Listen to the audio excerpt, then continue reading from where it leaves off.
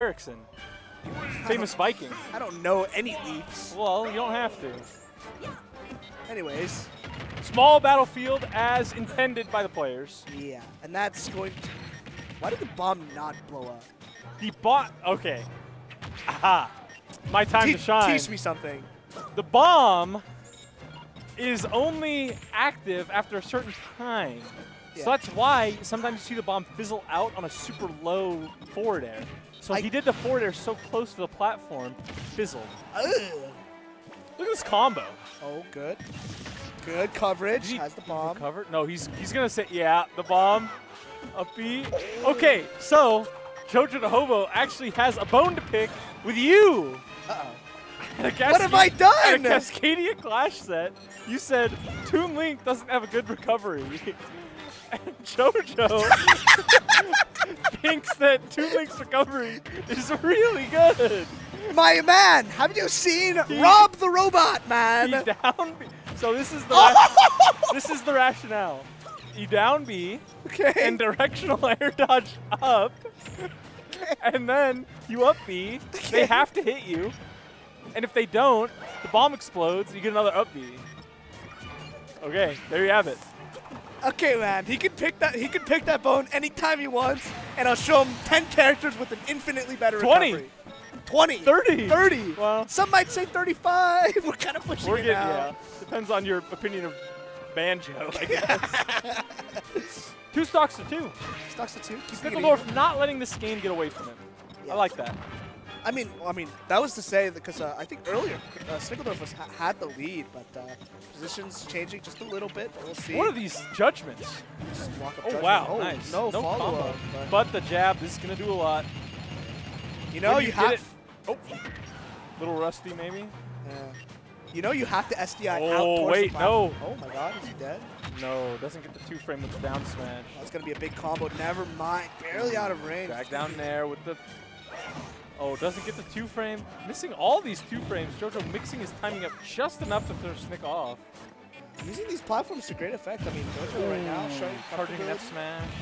On every map, Key is going to barely miss on the sway of the Z fair to ledge. Oh, reads the landing with the up smash. Jojo up a stock.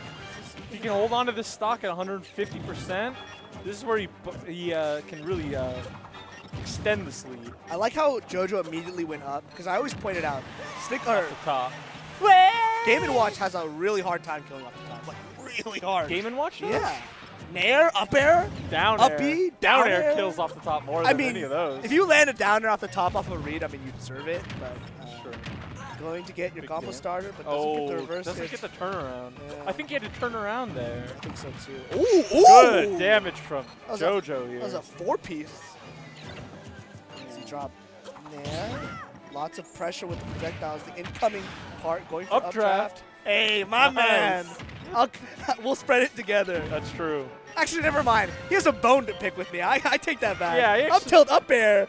Going for the confirm.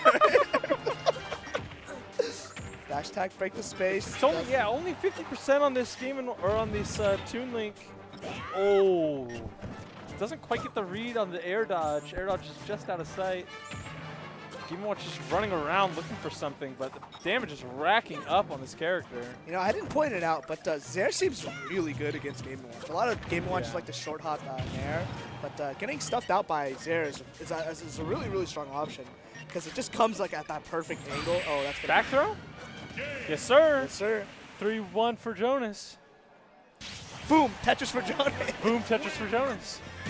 And I think that's just about wraps up. I think that's it for the top 32, top 7, or everything through 17th is locked up.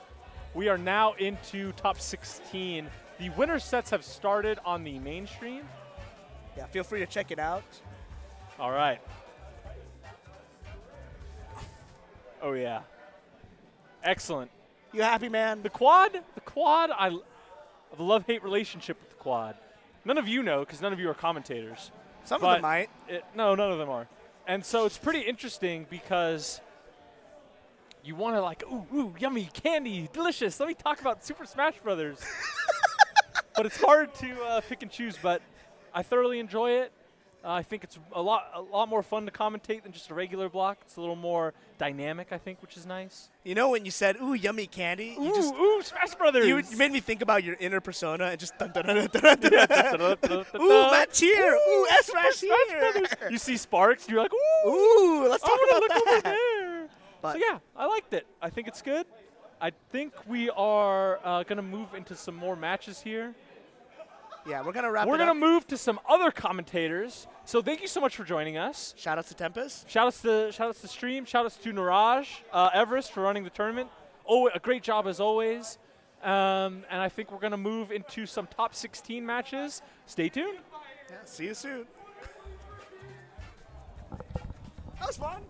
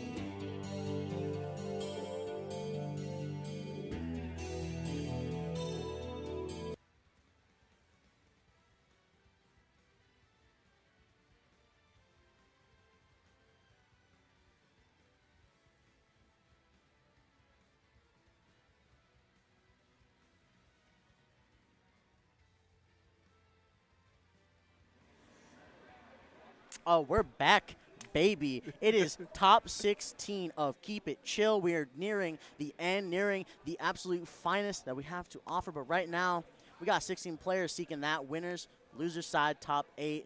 I'm Chapavelli, dog. And I'm Fro, and everybody, we are getting close to the cataclysmic conclusion of tonight's bracket. Thank you so much for joining us tonight here on the side stream.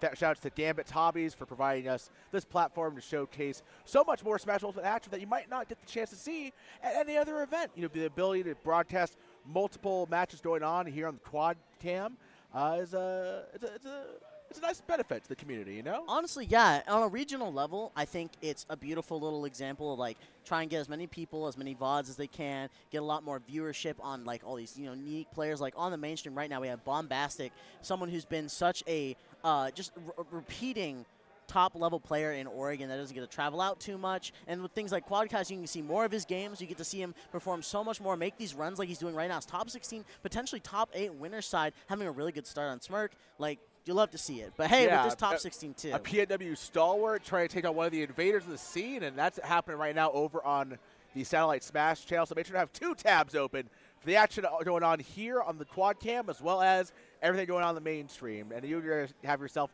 a wonderful Smash Ultimate filled evening, folks. So get that popcorn ready, warm up the hot cocoa. It's a little bit chilly because we're keeping it chill. Absolutely. Oh, and drink water. Oh, yeah, stay hydrated. Everybody stay hydrated. Let's go. Bombs up. Now, speaking of visitors, good, bro, how you feeling? You know what? It's always a fun time coming up to PNW. I always love coming up to Portland. It's one of my favorite cities. I love the atmosphere here. The people are so nice. The scene here is so warm and inviting. They just want everybody to feel welcome, feel like they're part of it all. And some folks that need a little bit of a reintroduction. We got ourselves Biggie Mouth competing down here in the bottom left corner. I understood that he actually took a little bit of a sojourn from the game for a while. He's been back at it, right? Yeah, no, he's making his valiant return, and hey, he's showing up for it right now, making it loser side through top 16, as well as Samuel, who's become more and more of a figure as time has gone on. This year, a notorious Cascadia Clash runner of event, making it into his own bracket, making a really good run. Yeah, that peak example of, oh, I lost to the TO. Oh, you actually lost to a top-level player. Samuel almost getting those build-up blocks to connect there, try to bridge into an up smash possibly. Good job there by Big Mouth. He understood that the super-powered rail minecart wasn't out, so he was able to steal through it. And there we go, just destroying the minecart TNT, but Samuel, it served as a layup for his own call-out. 0 to death. As tried and true to what Minecraft Steve got going on. Right. It don't matter. You can get rid of all the options. You can be robbed with the infinite recovery. That back air still has your name on it and is going to reach you. Yeah. Right now, Sam's trying to bring us back to summertime, trying to put Biddy on the barbecue with all these down tilts coming through the fair, forcing Biddy down low. Does he have enough gas to get back on stage? Oh. Even if he does, he might be able to just completely wall him out. Oh my goodness, he still found a way back, and Samuel still said no, using a little bit of the block rebound to try and give him like a little bit of movement, a little twist, and find his way back into this. Just dribbling Samuel back and forth, but Sam fighting the route with the DI just to reverse the situation and get that F smash to work its magic. I also like to note really quick, attention to the other streams we got. This is 2 Shoto characters, not against each other, on 2 different screens. This is actually a 1 in a million thing.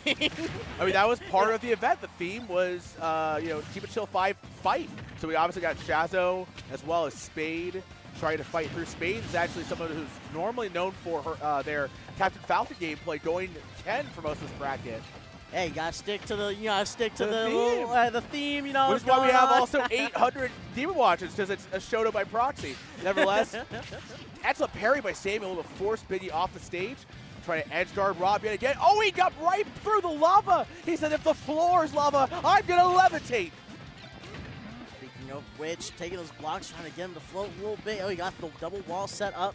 He's going to use that time. He's going in between them. That's interesting because that Nair does go through at least 2 block waves. But hey, again, these back airs are working its magic right now. Yeah. No question. Man, strike high, strike true. Samuel able to escape that one to go up, I believe, 2-0 on Mickey Mouse. Nevertheless, Up the top right corner, we haven't had a chance to talk about it very much, but JDV is taking on Monte. That is a particularly interesting clash on winner's side. As you know, as far as what I've talked to most people about this matchup, it's dead even. So this is all about pilot skill, right, Oh, Chap? yeah. No, these two players, at least on the West Coast, are proving to be top class of both their respective characters, doing amazing performances, especially JDV getting tons and tons of high-level wins, and Monte just holding the fort down in California. Yeah, two players that have arguably tried to test their mettle, and all across the country. JDV, I know, started to travel as well. Monte's had a chance to get his feet wet going international, went to Delfino Mazza, but oh my gosh, JDV's to make Monte wish for the sunny beaches of Mazatlan with that up smash strike. There we go. Oh, not actually going for the regrab on the Galaga too is quite interesting. And Now, folks, by the way, just so you know, if we don't get audio from a specific quadrant, it's because the players have elected to use their headphones, which means we won't be able to provide you guys the game audio, unfortunately. hey, that's news to me, man. That's good to know. Yeah, it's unfortunate. It happens, you know, production aspect, but nevertheless, top left. Do you want to talk about Shu and Jahzz0? Jahzz0, second place in the SF6 bracket today and still going on the run of a lifetime through top 16. That's excellent stuff. This guy is the Ken philosopher. Me and Combo were talking about a little bit. This guy, well, Shu just said, go read some books. Gotta learn how to deal with my lesson wit. session, go back to the library. You're not done studying right now. Professor Shu is in the building, right, Chap? Absolutely. Lesson plan here. Oh, excellent fair connecting the 1-2-3 jab. CSS having that frame 2 jab. Oh my gosh, if Jahzz0 had DI'd out just a little bit further, I think Shu might have had him dead to rights. And now it's going to be a second chance. That's a lot of utility expended. That's forced the focus. Uses the up air.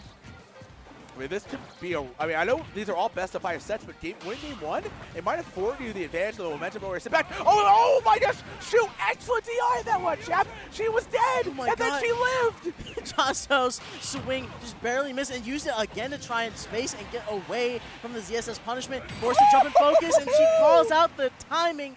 Excellent stuff. Game 1 goes to Shu. That's the momentum you're talking about. Oh my gosh, and Jahzz0 just completely left up, you know what, creep without a paddle.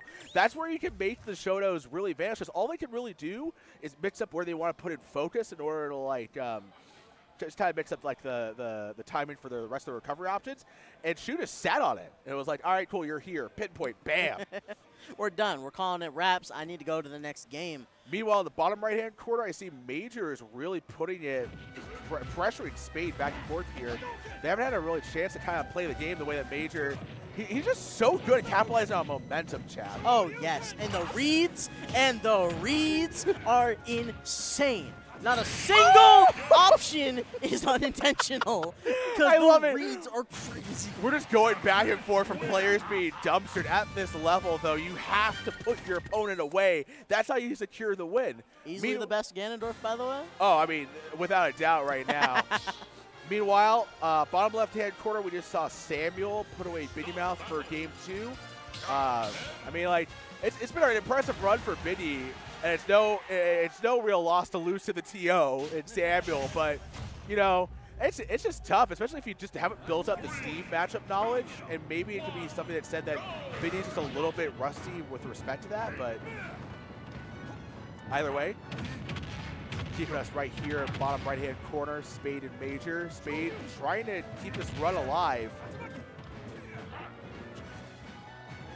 Tell me, Hollow Bastion when it comes to Ken. What's the opinion? What's the feel right Here's the thing. I think the monoplat stages like Smashville and Hollow Bastion, they do favor players who are willing to just sit and use that monoplat as a home to zone and camp under. So obviously with both the fast and slow Hadokens, Ken is prime candidate for that. But Major, I want to say this player has the experience of how to like mitigate that hard zoning too. Oh, doesn't matter what experience you have, just being repeatedly battered by Ken's toes. And it makes the difference, Chap. Oh, no question. Now, I wanted to bring up Hollow Bastion because up on our top left, going in, both of the Ken players that we have on screen have lost and have opted for different stages. Now, what do you think of like bans or like what goes into choosing small battlefield in the perspective of the ZSS Ken matchup? I mean, like, it's just maybe a bit more comfort, maybe the ability to close the space and not let ZSS jump in place and run around freely. Either way, Shu's definitely in her comfort zone, but oh no. It's so funny how much of a power-up the FGC characters get with the Angel platforms. And it's just like, okay, corner you? Cool. B reverse, shore you right in the face, right in your grill. What do you do about that? Woo. Woo. Excellent little call off the platform. You are not. Man, I thought this was keep it chill. Jahzz0's turning up the heat with all these shoryus, these fireballs flung all over the place, right in Shu's face. Hey, if there's anything I've noticed about Jahzz0 across both games, is he is ready to swing no matter what. Did you see that down tilt low profile fireball? Who says CSS is bad? People just don't know. This character just needs to come out of the word word. Oh, spot dodge, but Jahzz0 still able to apply pressure and following up by the skin of his teeth, by the smallest of frame distance. Jahzz0 knows what it takes in order to make Shu pay for just wandering to the wrong neighborhood. That was immaculate play right there, and especially with the platform extension. Didn't even need the flame shoryu. He got it covered. He's got it on deck. Well, those two are tussling right now. Top right, JDB and Monte. Oh, JDB doing a really good job. Action I've seen both these characters do ever. Yeah. Sub 4 minutes, someone's on one stock already? That's crazy. I mean, they have the ability to space, too. Monte right now trying to do a good job of bridging up and keeping JDB on his toes. But JDB has that stock lead to play with. Oh, meanwhile, Jahzz0 almost had a chance to cinch this game, too. Shu has to be careful, has to keep one step ahead of Jahzz0, which is a tall task for anybody. On the subject of the Kens, though, we do see on the bottom right, Major wins 3-0. Yeah, just a total banishment of Spade, but still Spade, between Cascade Clash and obviously a top 16 run here, they're making a name for themselves. Hopefully we'll be seeing more from them in the future. This is kind of like the first time around we've really been seeing, you know, Spade's gameplay kind of get shown to the public. You saw all those close games in pools. Oh my gosh, and while we were talking about that, Shu completely robbed Jahzz0 blind. Hey, and that's what it is with the quad screen, folks. We can guide y'all as best as we can, but sometimes you're just going to have eyes in the back of your head, the sides of your head, on your forehead. I don't know where else. We're just permanently rotating, you know? Like, every match is like a screen, and we're just like turning. Yeah. Also, meanwhile, bottom left-hand corner, Samuel has decided to escort Biggie out of the bracket. The Cloud, you understand the pick. Cloud does decently well, but at this point, you know, Sam's also gotten that Cloud practice. Oh, yeah. It kind of works both ways. Listen, when you're down 0-2, you gotta start experimenting, bro. Like, people that just go to PS2 for the entire set and they don't change anything, it's like, bro, change the scenery, please. I mean, it kind of depends on just how close it's been. Oh, no! Speaking of how close it's been, Shu banishing another one of Jahzz0's stocks. And I just, man, it's been hard for Jahzz0 to keep pace with Shu's explosive advantage state. Explosive, and the bag of tricks is coming out. Make no mistake, a lot of the options in the openings, Shu is snaking into between like all the neutral and all the setups under these platforms. But hey, Shu's running away with it. Going back to small battlefield, I just noticed too. We were talking about not switching up the stages, not switching things up. Jahzz0 feels very confident again. He feels like maybe he's just lost a little bit of control of these games, and that could be the difference. But so far, Shu able to adapt. Oh, look at that, try to go for another. Oh, Shu was ready for the kill right there. But there we go. It's going to be the kick. It's going to be the sent off stage. Doing the parries. His third strike in here, baby. And back and forth. Meanwhile, on the other top right corner, JDB finally unlocking Monte's final stock. Bringing that just persistently long game to its game 3. Meanwhile, Jahzz0 striking true. Double parry. I love the parry noises for the Shoto players. Oh, yeah, when they gave it the third strike. Oh, my God, that made me so happy. Ooh. Crispy. Imagine if they had red parry in this game. Oh, there we go. Calls out the down smash. He's going to take the opportunity to get on the platform, but no, the jab is going to send him from coast to coast. That's a stock right there. Oh my goodness, Shu is an opportunist. Shu's in the driver's seat. She's like, I see you rocking that barefoot look. It ain't gonna be this shoe that fits you right. Oh, and that's an excellent trade for Shu. Almost had a chance, but I think Shu might have mapped the follow-up and didn't quite react to where Jahzz0's position was. Now these two are jockeying for position center stage.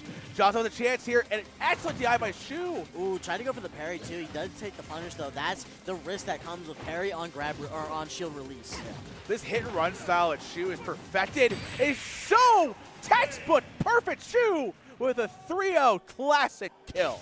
that is going to be enough for Shu to move on winner's side 3-0. We have not seen the last of Jahzz0. Dare I'd say we're going to see him on this quad stream yet again, but as it stands, Shu is the one making top 8. Sorry, we just saw T.O.'s get emotional for a moment. That's just that. One must imagine Sisyphus as a T.O. for a Smash bracket. Totally. Meanwhile, another set's open up here in top 16. We got Xavier and JoJo the Hobo down below, bottom right-hand corner. Now, I'm excited to see what Xavier's got cooking up. Well, he might need to turn the stove off. Yeah. JoJo just fought an extremely draining set against, not Bombastic, but the other Game Watch that's here. Oh, Snickledorf. Snickledorf. Yeah. So those two know each other well, but that took a long while to resolve itself. So I don't know how much more gas JoJo has in the tank. JoJo's also been playing a lot of Incineroar lately. Jonas has infinite gas in the tank. That's the thing. He is playing Toon Link, dog. He's also the one who is okay. If it weren't for the fact that JDV took the crown for like most willing to time out, Jonas is right behind him. That boy is okay with it being a 50-minute set. No question. Well, there you have it, folks. Jonas is the hour-long man, baby. He's got, it doesn't matter. You can break his momentum, his spirits. This guy is so clutch for no reason. Yeah, right now, though, JDV doing a really good job of running away with this set against Monte. Monte does not have any answers, especially for the Galaxian. He was telling me that despite Game Watch usually being able to get out of most combos because of his weight and the speed with which Japan comes out, Pac-Man with Galaxian will almost guarantee get 0-70 on him. Oh, really? Yeah. Sausage at the ledge. Monte maybe trying to slide on in there. It's no, so but JDV, look at that. He just knows, man. It's so crazy that you can have trampoline respawn on stage or like anywhere on the stage. That's yeah, so I've gotten caught by that with the stupid shenanigans that Pac-Man can pull off with it. Oh, hey, you normal get-ups, you lose. Good day, sir. Oh my gosh, using the bucket to deal with the key at the same time is really smart. You got to load it up with the water and get rid of the key at the same time. But it's even hard for Game Watch to deal with Bell, too, and rising up there from JDB. Excellent frame trap coverage. Just play this cool, calm, and collectively. Slam down, though, from Monte. He's trying to take this to a Game 4, but JDB is staying too far ahead of the SoCal Game Watch main. I like that, too, with the bell. He like threw the bell to try and set up that, oh, Monte, you can go get ground and try to use the F smash to return. Oh, my gosh. We got Chronos popping off in the crowd. Shout out to Chronos, by the way. Yeah, Super lovely friendly chap. dude. Oh, yeah. On the bottom left now, we have one of Oregon's elusive #1 players, Jared is King, going up against another visitor, Frog. Yeah, Frog and Jared have tussled, I want to say, several times before. Frog is kind of been second home here in the PNW. I was saying this on stream earlier. Oh, no! He missed the out-smash call-out. But Frog placed 4th in his last trip here in the PNW at Eugene bound for someone very experienced with the deep bracket runs against the PNW scene. Either way, top right, JDB was able to cinch a clean 3-0 against Monte. And meanwhile, Xavier dismissing, or JoJo dismissing Xavier from class. Game 1, like, you gotta learn more before you can handle me. Oh my goodness gracious. Yeah, no, the Toon Link Wii Fit matchup seems like such an oddity, and then you think about Wii Fit in general, and then you realize all of the things about her is an oddity, including your matchups. Yeah, no, Wii Fit has one of the stranger matchup trees. Like, it's like almost hard to even like understand. Like, okay, obviously, you like go to Xavier and just be like, hey, what's a bad matchup? But off the top of your head, could you name like a bad matchup for the character? Ganon. From the number of top 8s where I've seen Major place ahead of Xavier. That's really funny too, because even though Xavier's from Eugene, his most notorious and rise to like prominence is from the majors he goes to, and then his online victories, which are honestly kind of insane. No, dude beat Luis at Eugene Bell. Yeah, excellently strong and talented player. His Wii Fit's no joke. He's one of the players that you just kind of only hear about him when he's taking names and taking scalps. The bottom left over here, it's kind of a slugfest right now. They are trading percent. Yeah, last thought situation. Let's try to get some audio here on Jared versus Frog if possible, please. Oh my goodness, he's sticking to the smash art after the missed attempt. Jared. That is crazy. Oh, he might have played around a little too long down there. Thankfully, he still had the jump art active. There we go. The F tilt. Wait. Not going to do it. Frog still living, but here comes Jared's going to go for the up. He missed. Timing was just barely off. Going to the shield art. Have some insurance, some way to get back on the stage. Swat them out of the air just to try and get to that Pokeball. Get to the center. The fair's in the back air. Oh, man. Frog tried to go just for the one last desperation call dash attack that might have taken him off the top. It just Jared slipped in right underneath. Nothing personal, kid. The back air. Nothing personnel. That's right. No question about it. Now, here we go. Going back into Xavier, Jonas, the homeless. Oh my god, I love the way his Toon Link challenges shield. It's easily the coolest thing about his character. I mean, it's just the if-then statement of his entire joie de vie. I don't know. It's the if-then, therefore. Yeah. Slightly elevated, you know. What you have to do, it's Toon Link. You got to put in so much work. It's such an uphill battle to make him function with so many of the heavy Especially with hitters. the Cypher coming through, and Xavier almost had a full-on, like, connect the dots, Rube Goldberg, like, call out, but Soccer Ball just disappeared a little too quickly for it. Boomerang out. Good job by Xavier taking the high road, but eats there for it. Dash attack right back at JoJo's face, trying to extend this lead, trying to force a soft loss, but JoJo, he's still hanging on right now, chap. He keeps meeting him in the skies, forcing the air dodge. He had 2 kill options. If you didn't air dodge perfectly, by the way, it was going to be a done deal. Nevertheless, it was practically checkmate. Now let's see if you can hold on to the stock. Xavier, what do you got cooking up there? Your deep breathing's now out of play. You're going to be playing onto the ledge. You're going to let the boomerang hit you, but you get that stage back.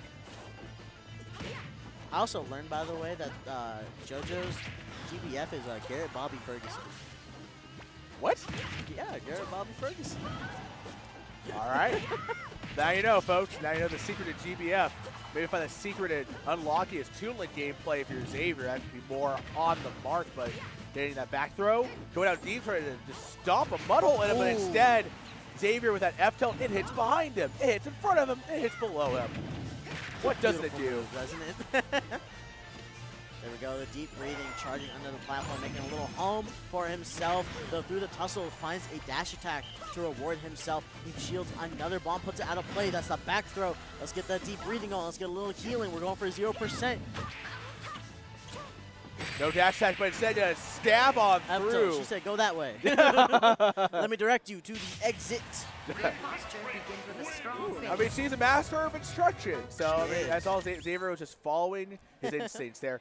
Meanwhile, back on the left-hand side, Jared and Frog are tussling. Frog trying to land that heavy hill down air. You see a lot of Bayonetta's starting to make their bones out of footstool down air. I want to say it was either Lima or the UK Bayo that was doing this first.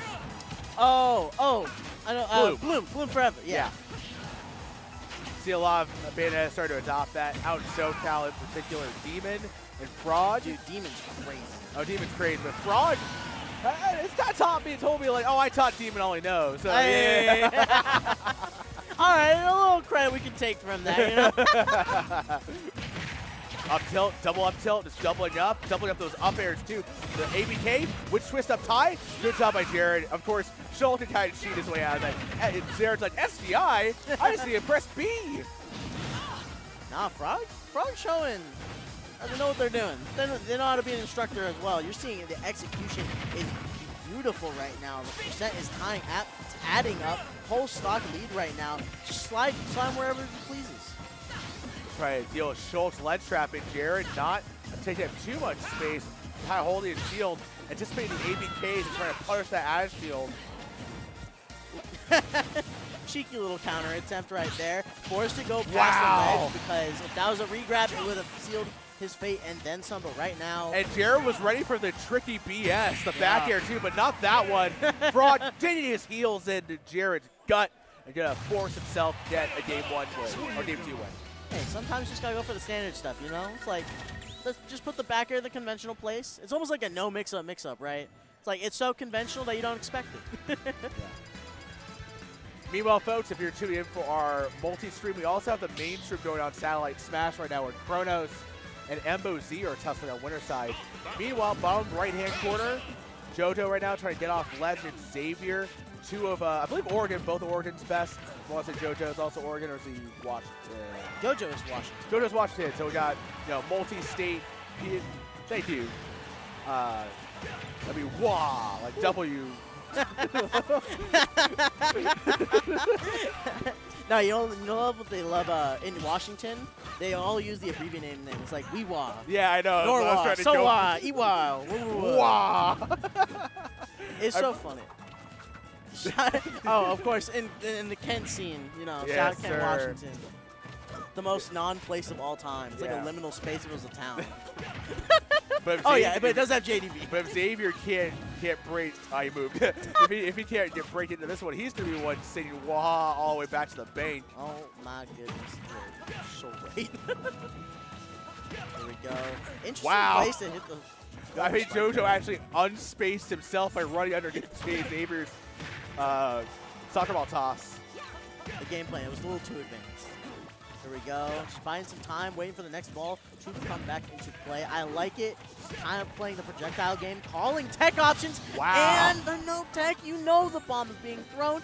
Get out of here. He didn't even need the Kaioken for that one. Just getting the rebound, putting it in his own goal.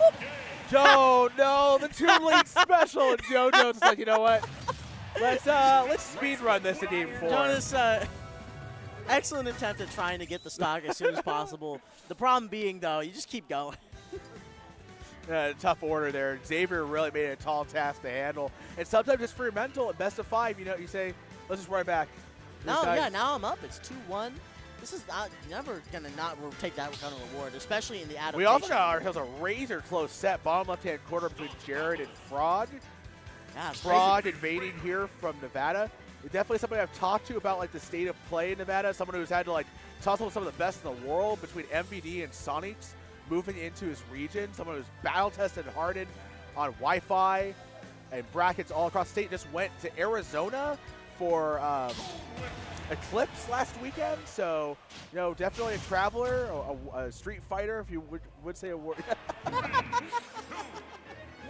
Excellently played. Sometimes I forget how crazy a state scene is. It's obvious Nevada, but then you have some places even PNW for a long time was just that region that's it exists. You're oh hey, there's just a bunch of killers.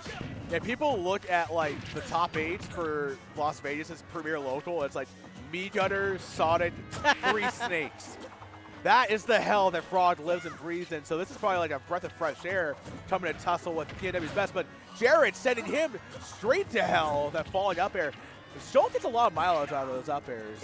It's beautiful. And the execution it requires, the timings and the call-outs you have to use to land them. If you ever watch double jump, jump art up airs, beautiful.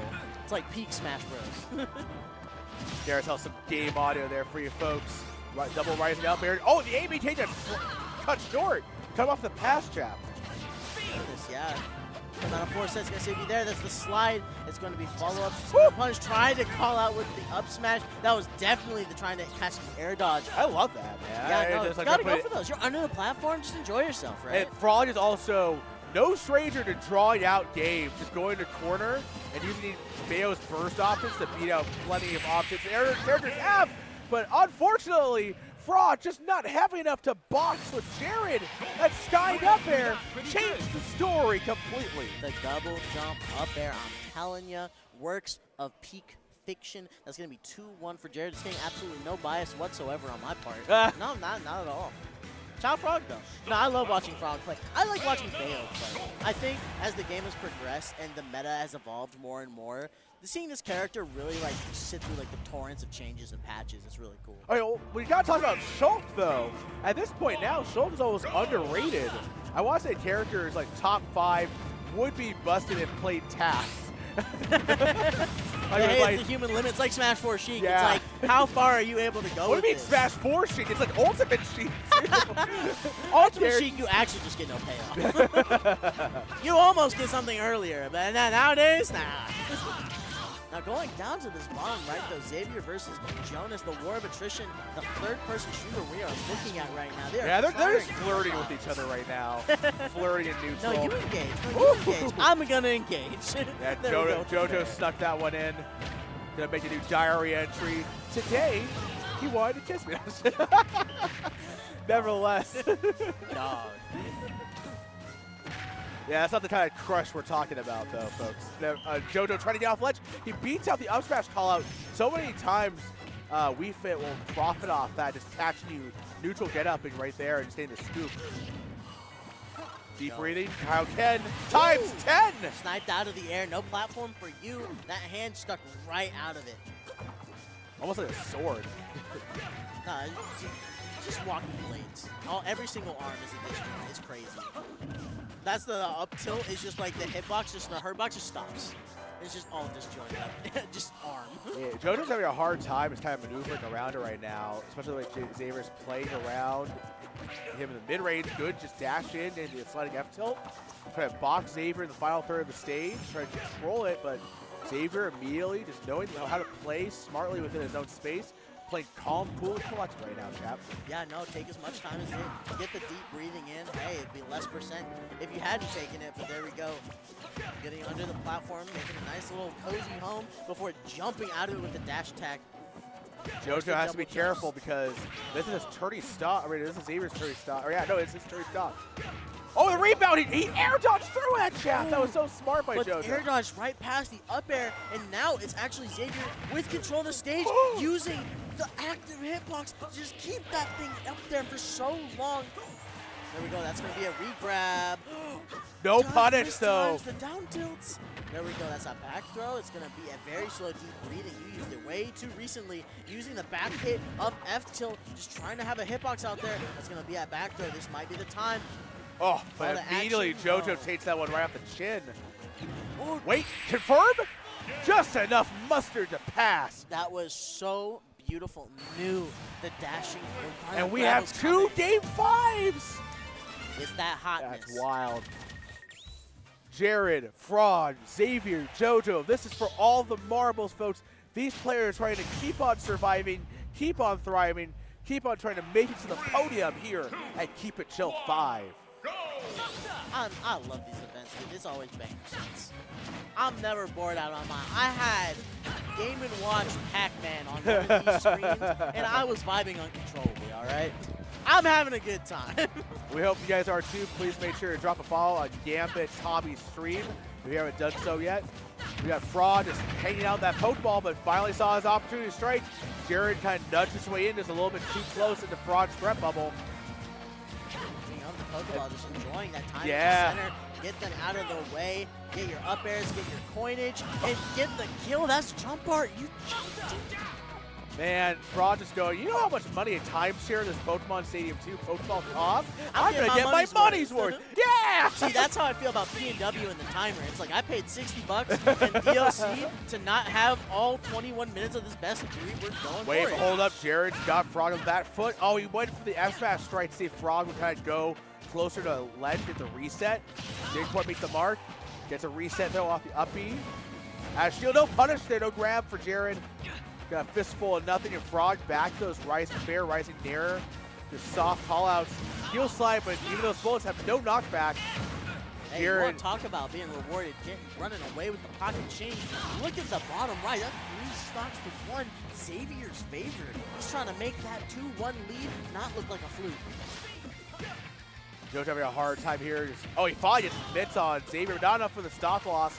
Look at, oh my gosh, off the chin yet again. The trigonometry going into this. And all you need is simple math to see that JoJo is just taking on way too much damage.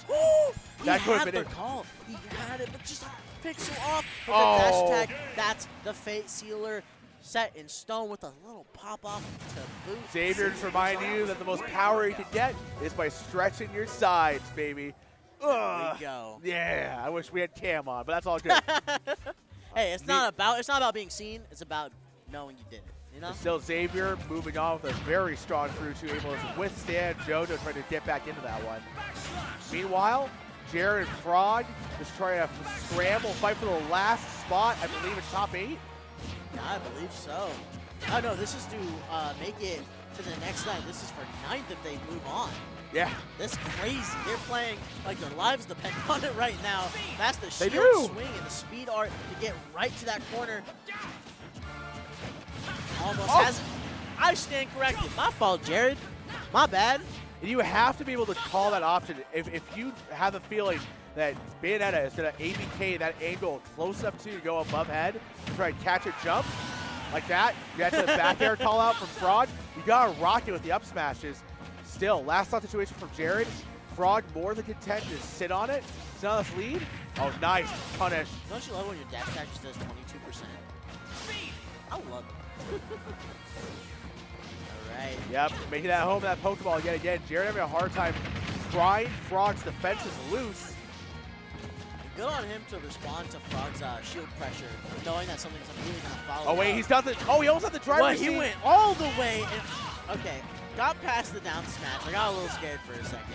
Nice there by Jared. He's in the driver's seat right now. He had the jump call out, but he went for dare, thinking Frog was going to jump back.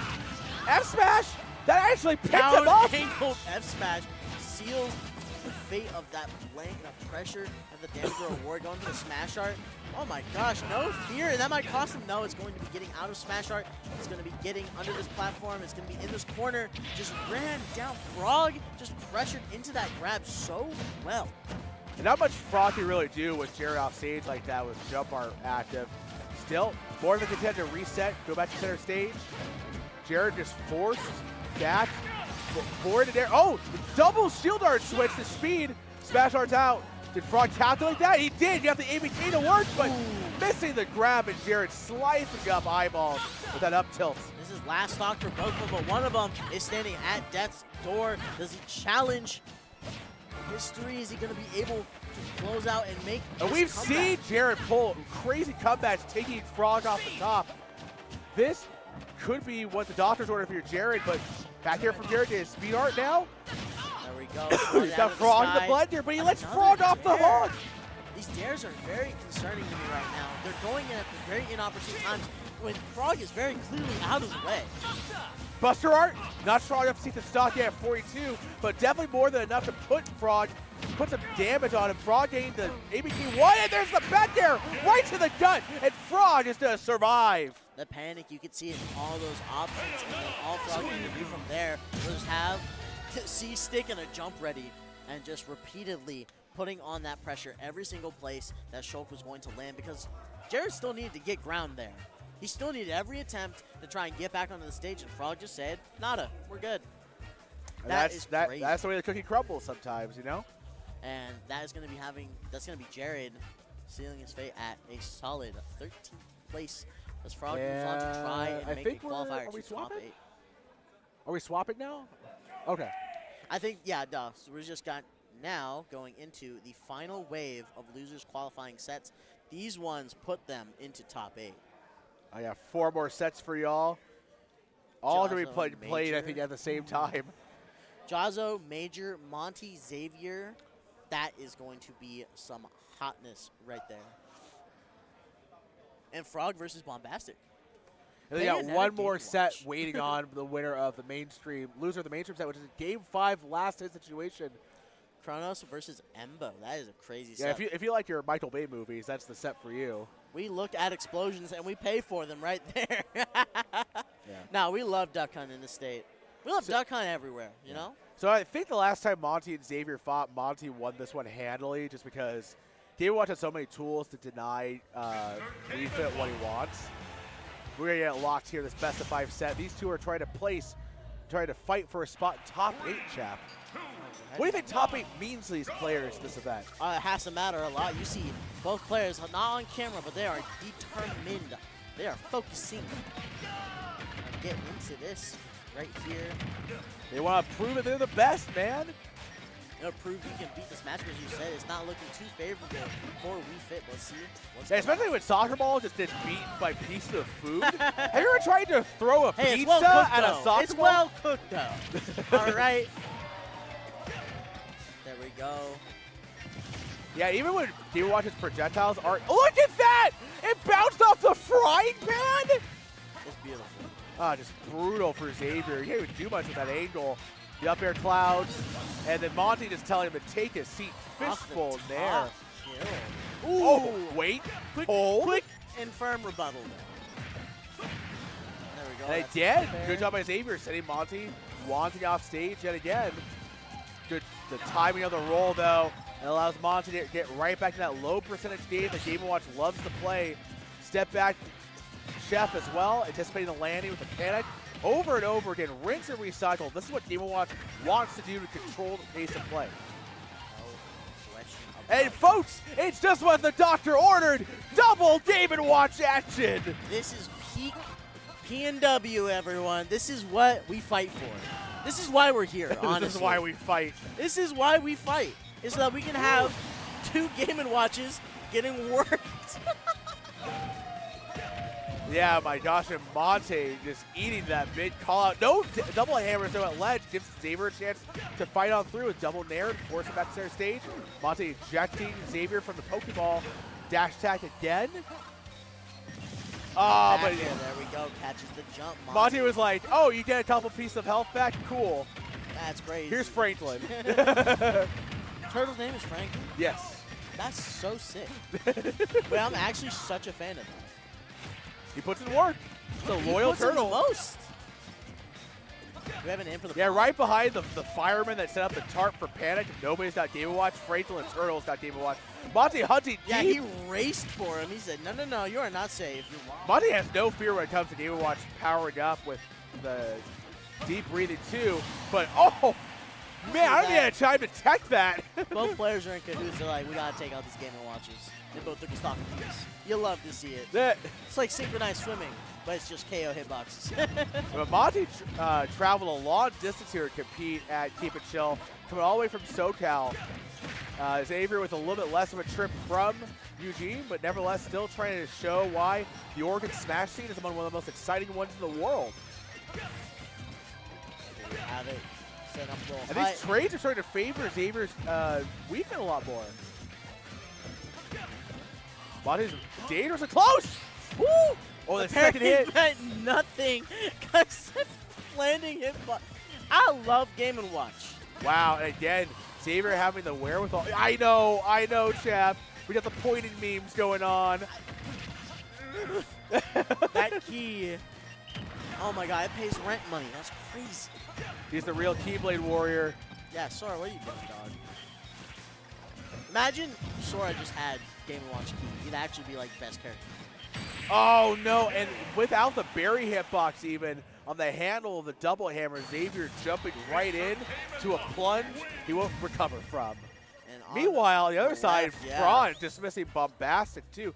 Frog has actually beaten Monte and is a very good grip on the Game & Watch matchup. Interesting. It's good to know. No, it was very clear. It was a little bit of a tight game for a little bit, and then Frog I think just kind of took over the momentum and then just sealed the deal with up smash, paying dividends and doing wonders. But now let's see if it's a change of scenery for either of these players. Nope. It's PS2 because Lord knows gamers hate change. Okay, no Kalos. All right. Yeah. And it's blue. Game & Watch blue Kalos. Green Game & Watch. Hey, it's all color coordinated, folks. We love it. You remember at the end of Smash 4 when MKLeo was like, yeah, I admit it, I used white Marth skin on Final Destination. Because of the visual obscurity? Yeah. Yeah, hey, you know what? If it's not made illegal, go for it. It's a perfectly fine strat. Listen, man, lens flares, you gotta use them to your advantage. Look at Star Trek. Right, Xavier right now trying to send Monte to the stars, almost getting the rebound on the soccer ball too. Oh, of course Game & Watch survived that. There's very few spikes Game & Watch dies from, let's be real. True. At a low percent. It's like violent Except stuff. it wasn't even low. Yeah, I know. That's why I was surprised he survived. Xavier's getting a lot of mileage out of dash attack, though, so far. Because Monte's having a hard time landing in a way where he can protect himself and anticipate the following blow. Xavier, though, mixing it up, sneaking in that back air and taking off to a lead here in this game, too. All Xavier aerials, all Wii Fit aerials are just deceptively powerful. And quick. They got range. Yeah. They got so much spread. Most of them have a decent disjoint.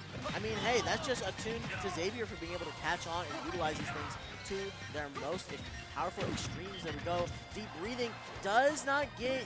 Fortunate Odyssey has the worst hitbox on the hammers, too. Monte have a hard time getting the kill. Grab. I don't think up first to kill him at this point. So he sends it back off stage just to keep racking up the damage. Try and catch him, making a mistake in disadvantage. But Xavier's playing so clean right now, chap. He's not giving Monte what he wants, and doing so, extending and tanking the stock for so much. Yeah, no, he's forcing him to start approaching him. You know, you got that stock lead, you got the percent. It's going to be a little harder for Game & Watch to get that kill, at least within the reason. So now let's just add up the percent. Let's just play some good old-fashioned Smash Bros. Yeah. And then bomb exists, and then you just cry. Yeah. Meanwhile, top left corner, we got Samuel taking on Chronos, who just got sent from loser side by MOZ. That's going to be a good one. That's an upset on the top C of the bracket, too. Oh, on the bottom left is a very, very even game right now. Percent being tied up in the up and getting out for Bombastic to still have some stake in this race, though. Frog controlling a lot of that position. Ooh, the call by Chronos. Getting that first stock might be the tone setter in that set. Unfortunately, we got ourselves in no audio situations. I'm pretty sure Samuel's rocking the headphones on that one. Oh, yeah, you need those headphones. So, yeah, it's Snake. That's we Snake, we don't blame him on that one. Anyway, let's see what we got ourselves going on here between Monte and Xavier audio-wise. We got plenty of sound effects in this one. Both these characters are noisy as hell. Everything's firing off, you know. we got ball slaps, we got bombs going off, we got Franklin. No up smash there for Monte. The dash attack unable to net. Xavier able to air dodge to the last moment. No way! The soccer ball made it linger! And that's just sting Monte for the Game 2 win. Beautiful. I love it when Xavier starts and that's why stuff. Wii Fit's character icon. What can you say? The game predicted it 4 years ago. Right. This move is going to be insane, trust me. Bombastic and Frog, though, still, it's a war of attrition right there. We're going to be hitting 3 minutes very soon while these two are taking their sweet time. It's Kalos, and as I say that, willing into existence, Bombastic taking the stock, and then Frog immediately returning it. The invincibility just gives me time to position, gives me time to execute, get out of here. He stepped on him like some kind of like upside down spider on the ceiling. No question. Grab here from Frog. Now there's a re-grab, ABK up, witch twist, extending that with a fair as well, making Bombastic pay for trying to play the game. Hey, on the top left, I don't think Samuel's been able to play the game that much right now. That was a 3-to-1 stock lead just up until that up throw right there after he had the shark for so long. Taking the C4 trade off of the platform. I'm loving the movement Chronos has. Cross-right catch. That's one of the things, if you haven't done so yet, you need to train yourself to figure out a way to catch Steve's minecarting up deep and up high. Obviously, Chronos has plenty of experience that way. Yeah, no, that was a very, very educated back air right there. He knew that the minecart positioning and momentum is going to stop somewhere, and it's going to be right about there. Ooh, going for the full hop, but he does not let that deter him. He just takes the up tilt. No let-up from Chronos on that one. Samuel pays the price, pays the piper. Meanwhile, I believe Bombastic just nodded that up at 1-all, right? Or, oh, sorry, folks. Yeah, there we go. 1-1 apiece. Oh my God. Also, we got Monte is totally in control of this game 3 against Xavier at ledge. Low profile, a forward air, and then led him to having this position, potentially being able to take this stock, force the air dodge into the up airs, into the smoke. The back air. Woo! No full reversal there from Xavier. He's going to be kicking himself. He should have that one. Instead, just dots the I's, crosses the T's, getting that F tilt to work its magic. Oh, going back to Kalos there on the bottom left. Interesting stuff for both players, really. I don't feel like Bayonetta minds that stage. Is there a stage that she absolutely does not want to see? Maybe Smashville? Smashville? No FD? Curious. I love it when events show the bands. Because that is so much narrative, there's so much dialogue that goes on between these two players without saying a word, right? But folks, we were able to bring us this quad cam action at the very least. Thanks again to Gambit's Hobbies for allowing the stream to proceed without any sort of issue here. But Monte volleyed Xavier up and out, but Xavier still surviving on the second stock. Monte has to be careful about overcommitting, giving Xavier stage control. Is not beautiful stone work too? Yeah, unfortunately. That didn't mean anything. Yeah, Monte's like, that's a beautiful work of art.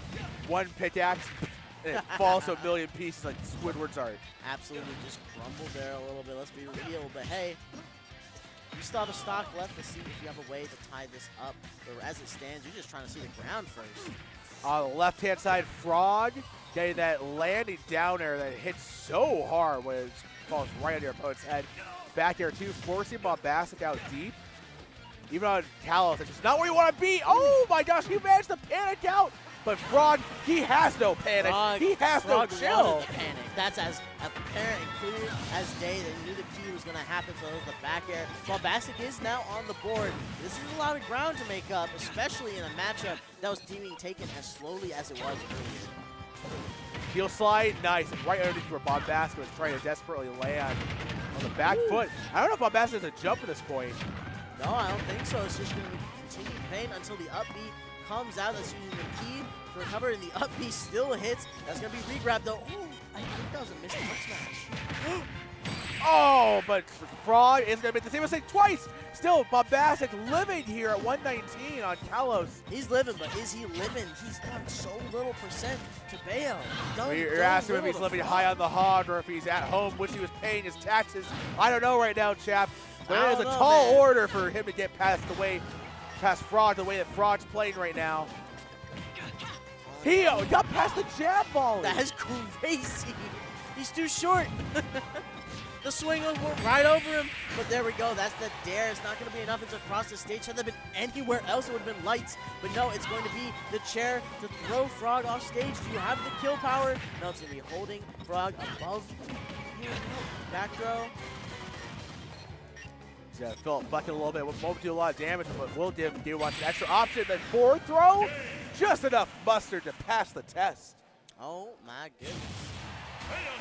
Oh, yeah, and my eyes deceive me. That is a 3-0 for Frog. Yeah, I mean, Bombastic tried his hardest in order to force Frog into some uncomfortable situations, but Frog, he traveled all this distance. He wasn't ready to compromise. He ain't done yet. Gonna be moving on to top 8. Speaking of not done yet, a little gas in the tank left, hopefully, for Samuel, because now 2-0 down against Chronos. The match was a lot more tied, as we were kind of seeing as it was going on, but Chronos is kind of in his bag right now. It's going to be a little scary. But hey, Monte and Xavier on the bottom left. Xavier might have the chance to bring this to a Game 5. Yeah, especially if he's able to keep up this full-on lead. Xavier, I mean, for a while there, it looked like Monte kind of had his number, had the download figured out. But right now, everything's going the Wii Fit's way. Run away with it, Xavier. That's all you got to do, right? Yeah, but Monte hasn't made SoCal PR by just folding when the going gets tough. I mean, it would make sense. His character is two-dimensional. Xavier banishing him to the flat zone. That's what happens when you got that three-dimensional game plan. That's when you got the layers to it. It's like an onion dog. It's like Shrek always said. Monte now. That's a good movie. Yeah. I don't know why. I'm thinking about onions. Great food. I love onions. Top 5 vegetable, especially when cooking. All right, onions, carrots, celery, mushrooms, garlic, and garlic. Fierce. You need the answer to improve your cooking right there. Yes, sir. Proper seasoning. Just get like a small seasoning assortment. Damn, doing wonders. Meanwhile, up top left, Chronos and Samuel trying to tussle right now. Chronos making it really hard for Samuel to get even going whatsoever. Does kind of give him a little bit of life with the grab, no action mix-up. There we go, the escape plan. Yep. Xavier doing a really good job putting the pressure on the Monte at ledge. And once again, Monte isn't prepared for the dropped fate soccer ball F-smash call out. The lingering hitboxes are beautiful. Xavier is abusing them as all hell. But they're working, and they're doing wonders. Ooh, in the top left, though, Chronos might be near closing out his set. Oh, he managed to roll past the Looney Tunes business. Oh my gosh, the dash attack. He gets out of the F smash. He blunts the force of one of. And a strong back here, Samuel, right on the mark. Chronos wasn't ready. Oh, wow. As we blink and look, misses. Monte just managed to dismiss that second stock from Xavier. Xavier, though, ratcheting the pressure. Monte, David watches that kill percent. There we go. Did I just see that angle correctly? Yeah, that was like negative 70 degrees, that man. Ludicrous angle, but hey, you're Xavier. You're taking that. That might be the way to close out the set. Monte has quite a hill to climb right now. And the get-up attack frees Xavier. Monte's just not ready for it. Then the up airs to connect two, trying to ratchet up the damage so he can finally pin. Xavier, he does! F-smash, call out, there we go. Last stock situation for both players. The Kaioken deep breathing is on board here. Terrifying stuff, as we saw on the other stream too. Chronos did seal away the 3-0. This might be the last match on the loser side. We'll see who makes it out. Stay tuned for all top 8 action though, folks. Oh wow, the panicked last situation, catching the dash attack that Xavier's had so much success with in order to keep Monte from being grounded. Yo, trying to bait out some stuff with the volleyball. The setup using the animations to his advantage. Xavier still gets caught. Monte is not keen on falling for that. Forced to take the deep breathing. He went past the UI for that. The parry was unable to punch immediately, but panic covers the difference. It's the back air that sends him off stage. Kill time. Almost gets the regrab. Almost gets it. But that's not going to be enough. The ledge trump was not it. Now they're forced to play in the center Up again. air! Oh, no deep breathing though. Xavier might need a little bit more in order to secure the stock. This is close, chap. It's terrifyingly close. Ran right up onto each other, and Monte's the one that's going to come out on top. Franklin seals it. And Xavier thought he was scot-free to ledge. He drifted in, but Monte, he flipped up the trap card. Full advantage, man. And there was Franklin for all of the world to see as Monte manages to make it a top 8, wiping the sweat from his brow. He said, my character has no bad cards. It has this. It's got Franklin. He exodiated all over the place. My deck has no pathetic cards. Oh, my goodness. But that is going to be it for our loser side qualifiers. We got Chronos, we got Monte, we got Frog, all being the victors as we saw on screen. And the final one is happening on the big screen right now. Jahzz0 versus Major. Do not lose it. Yeah, definitely go check out Satellite Smash if you haven't done so yet, but keep this tab open. Also, make sure to follow Chap on social media. It's just at Chapavelli, right? Oh, follow my boy. Yeah, no, you know how it is. Drop the ad. Drop the ad. At Fro_FTC. As always, I always feel like the PNW is my second home. It's a wonderful time to come up here. Thanks a lot to the folks behind the scene on production, the Tempest stream folks are doing a great job. Hopefully seeing them up and down the coast, manning the streams for all West Coast events soon, someday. And with that said, we could be done without support from viewers like you guys, but oh, we got craziness on the other situation. side. You gotta hop into Satellite. Yeah, go check out Satellite Smash. That's gonna do it for us. Stay tuned for some top 8 action. And as that, for everything said, Chap, it's been a pleasure, my man. It's been awesome. Thank you again, everyone, and we'll see you around.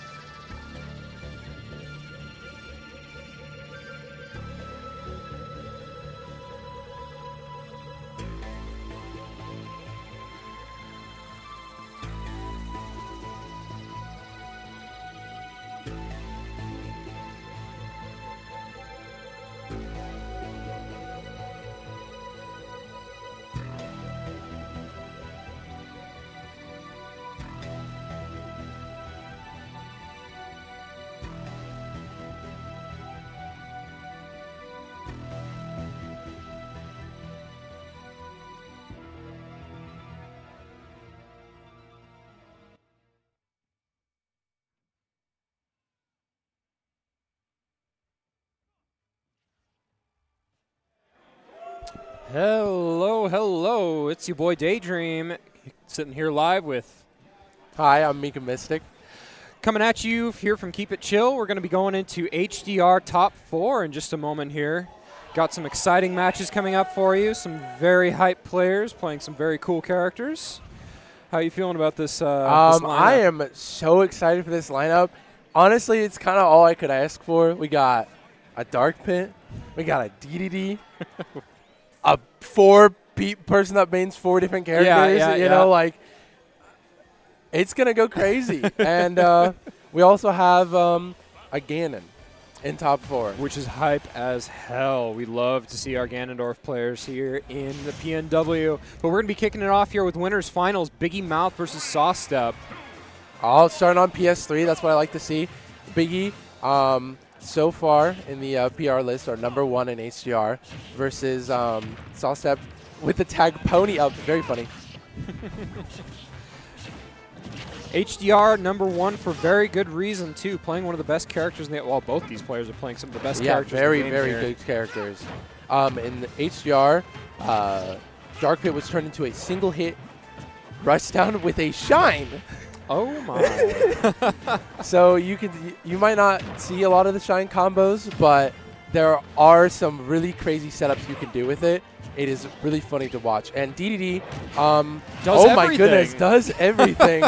Killing a 109, just whack with the hammer. Yep. Going bye-bye. He's big, he's fast, he hits like a truck. He can chase you to the ends of the earth. His recovery is pretty damn great, given the fact that most recoveries in HDR are nerfed. Yeah, they really didn't want to nerf DDDs, though, you know. Apparently not. Dark Pit's also pretty good, at least in terms of height, and it's got a hitbox on it, unlike an ultimate. Yeah. Makes it a little more safe. Very useful when you're trying to get someone off of you off stage. Down tilt up air, the old reliable for Pit, and always has been, always will be. There's a nice up throw. Down throws tend not to combo in HDR, as you're basically allowed to sort of tech them, or at least DI them in a way that makes it so hard to follow up for a lot of characters. Yeah, the exemptions from down throws being that is if the down throw is a chain throw. Some little characters have the back throw or down throw combo throw, but it's very rare. Right. Because everyone's like, you know what? Throw them up, juggle them. Right, exactly. DDD is one of those characters that can do very, very proficient chain grabs. Biggie just the other day actually carried me across Oh an my entire goodness. stage. Look at these extensions. Sawstep really going in. Just keeping DDD at bay, stopping those Gordos from coming out with those arrows. Keeping by ledge. Oh my goodness. The super I jump thought that landing. was going to kill. Yeah, I thought it was going to kill too. Just barely not. DI is incredibly important in HDR, and it can literally cost you a life at half the percent it normally would. Yeah. In this game, the difference between DIing for your life than Ultimate is its vectoring, so you need to keep yourself from... if you're going to the left, you need to hold up, you know? Going up, you need to hold left. You got to make sure you can stay alive for as long as possible because you get your percent racked up so fast in this game. You really do. Both these players doing a pretty good job, though, so far of kind of weaving out of each other's threat ranges. That Oki was so fun to watch. Him throwing the Gordo behind, like, what are you going to do? You gonna stand right in front of me? You going to roll back? What's going on? Another thing to note about HDR, a lot of up throws have been nerfed to the point at which they don't really kill anymore at all, made into combo throws, and in exchange, most back throws and forward throws instead are kill throws for characters. Of course, Dark Pit, one of those characters that already had a forward throw kill throw in Ultimate, but it's a lot more effective here. Yeah, here we go. Got... Oh, and another addition to what's going on in the HDR, parry is a different, is an input now. It's no longer just letting go of shield. You have to press shield and B, and it will also reflect projectiles. And it gives you the same amount of frame advantage on parry, no matter what you parry. It's extremely rewarding, unlike an ult. Nice F-tilt from Biggie there, throwing out the Gordos. They're so much better than Ultimate. Getting that side B. Oh, the accidental backwards arrow. I think that was going to hit if he shot it forward. Very likely. Oh, the very reflect? good use of the reflect. Just a little too low. Here we go. Oh, super jump on stage. There is also no snap Biggie with to the ledge cancel. in HDR, so a little You bit more either tricky to hit. You either space it and you hit that ledge, or you're going on stage. Yep. Unless you've got a cancel like DDD or Piranha Plan or a few other characters that had that added to their uppies. Ooh, up throw nair. Nice little combo going. Biggie's special there. Biggie is our #1 seed and our #1 PR. There's a lot right. Oh, the jab lock. Here we go. Get those big combos on. 61% on Biggie. Oh, tried to reflect it, but Biggie was like, oh, you know what? Let me eat this back up. Yeah, good prescience on Biggie's part. Oh, nice my goodness. forward air. This could be everything for this game 1. Oh. That's going to be a Down smash. Teched it at the very edge of the stage. Staying alive. Gets Gordo into fair. Biggie is just like, I need you to get out of here. Just whack with the hammer out of the stage. Sawstep looking a little bit thoughtful after that one, kind of measuring exactly what direction they're supposed to approach here as Biggie and DDD here are absolute mountains to climb. DDD is a very hard character to fight in this game. The Gordo, especially with the wave dash Gordo, is really hard to fight. A lot of counterplay that comes with playing against DDD is that you need to reflect that Gordo. You need to put the fear of the reflector or like of your parry in DDD's face. Yes. Or DDD's just going to keep throwing them out. You're going to have to deal with them, and you're going to take a lot of percent. Yep. Gordo hits like a truck. Going to greens. Okay. Such a cute stage. It's awesome. I love it. It's so pretty. I love the waffle cone bottom. Yeah. You know, it's really funny. Go ahead. You know, it's really funny that you call it a waffle cone because everyone calls that pineapple. You know, like the pineapple, getting pineapple. Yeah. I mean, it's a lot more apparent on greens than it is on Dreamland, I think. It's definitely a waffle cone here. Yeah, Gordo dashing constantly. You can see it here. Big part of Biggie's game plan is just keep using those Gordos, apply the fear in you, you know, make you not want to approach as much. And then Biggie's able to take that space that he really wants to be in and then be able to chip his way at you with those huge hammer fairs, those super damaging side Bs, you name it. Absolutely, Mika. Now, what does Sawstep need to be doing differently here in this game from the first game, do you think, to try and get a W? Besides that. Yeah, besides that, with the smaller stage in hand, I think the parries on the Gordos, if DDD is behind the Gordo, of course, because DDD can position himself in front, right, need to be parried. You need to make DDD afraid to throw them out. I think you need to abuse the fact that you have a single hit fair more and just fade back and use those. Okay. Not only can those delete the Gordos sometimes, but it'll also be able to hit Biggie and chip away and make Biggie a little more adamant to go towards you. Biggie, meanwhile. Go off ahead. stage, Biggie is the king, though. True, yes. You're going to have to figure out a way around that one. Nobody chases in HDR like DDD. Wow, that very nearly. Is that death? That is death. Biggie Wow. was out of jumps. I was not expecting that F smash to kill there. Very good adaptation from Sawstep so far. Lots of harassment with these arrows. Really shooting all these Gordos out. Oh. There's that big fair. And kills it kills so 142. early. Well, not particularly early in HDR at 142, but kind of felt like it, didn't it? Well, with how fast percent goes up in this game, it does really feel like stuff kills incredibly early. Oh, the wave dash back after the shine. Was really trying to go for something a little cheeky there. Yeah. All right, nice fair to get back on the stage.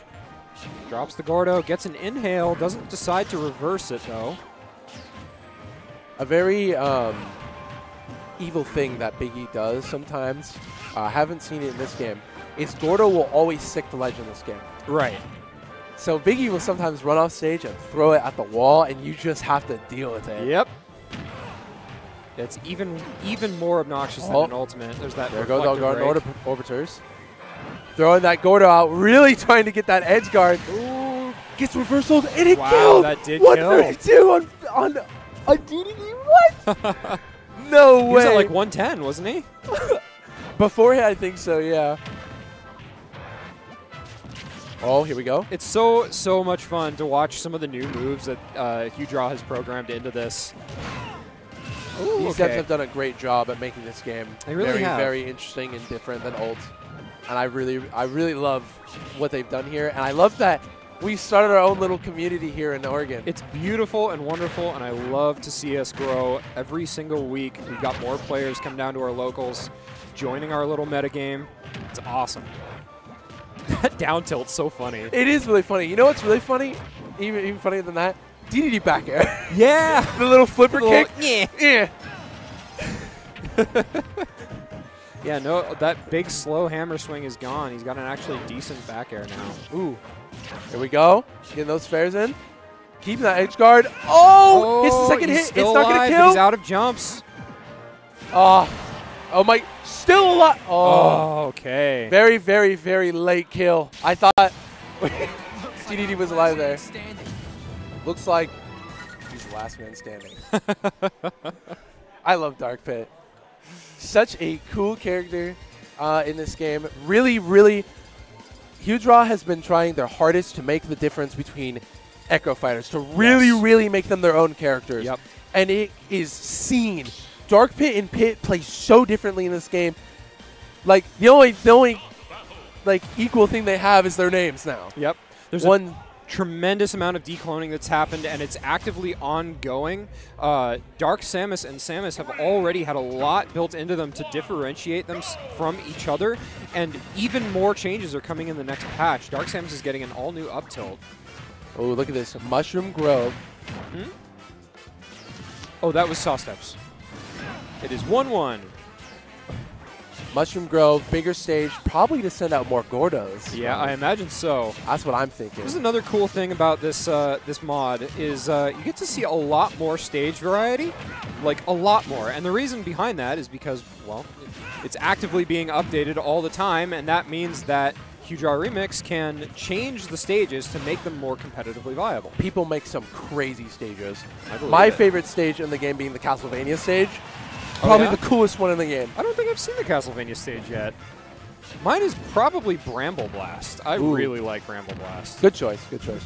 Trying to go for those slow air Gordos into the grab mix up. Seen it like 3 times in a row here. Sawstep really pushing his advantage here, trying to get these combos started, trying to make it so there's no more Gordos being thrown. I don't want to deal with those anymore. I just want to combo you. Sawstep doing a pretty good job of being patient for the most part and kind of trying to punish Biggie for misspacing some of his attacks. Here we go. We got a fair off stage. Fair. Biggie just jumping over those arrows. Gets his jumps back, manages to get that landing. But still maintaining sour spot back air. Here we go. And sweet spot back air killed. Okay. Looked like it was going to kill, but like, you know, you never know. Yeah. 88% though, that almost did it. Goodness gracious. That looked like it was going to kill. That was sweet spot forward aerial. Did he hit him by doing the sexy DDD pose? It was the down tilt. Oh, okay. The little flipper. Yeah, yeah. And there's a lovely back air. Those little flippers coming out. He's using the disturbing, like, creepy pasta DDD skin, but DDD is still just such a cutie. Here we go with the Zagreus skin, too. One of the best parts about playing HDR, you got these custom skins. Which are super cool. I didn't even realize that was Zagreus. That's based. I love Zagreus. Very, very cool skin to choose. Oh my goodness. And there, Biggie demonstrating DDD's ability to chase off stage. Don't want to get hit by that big old forward aerial. You will die so early. It's just so big, though, you know? It's so big. You know, sometimes you just want to challenge it. You just want to run right into it, you know, try to fight it. Never a good idea, though. Reflect. Wow. I see the electroshock still has that property, huh? Thank goodness. It would be a disaster if they took that away. Oh, the Gordo at ledge to protect himself. Good choice, but doesn't really work once you get on stage and get grabbed. Biggie, of course, still has an extra stock to work with here, but these can disappear very quickly. This game is very melee-esque in its volatility. Wow, enough aerial drift to weave back onto the ledge the safety of the ledge after the aerial cancel. Oh my goodness, look at these Gordos just my staying on that God. ledge. Just like, I don't want to play with you anymore. Biggie doing I'm done. his best H-box impersonation right now. We are planking today. Somebody please instate a ledge grab limit. Come on. What's So going in this on? game, ledge grab actually does give you back your invincibility, but only 2 additional times. Oh, that's smart.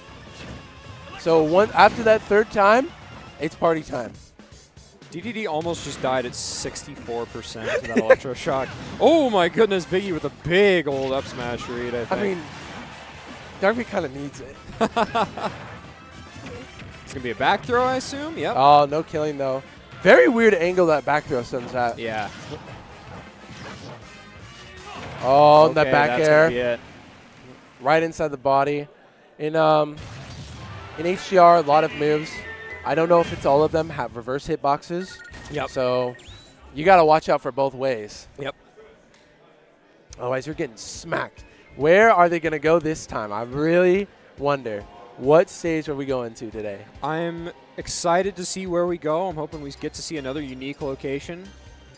I personally, of course, I'm biased towards Bramble Blast. I mean, Bramble Blast is a great stage, and you get Donkey Kong music. I mean, where do you complain? True enough.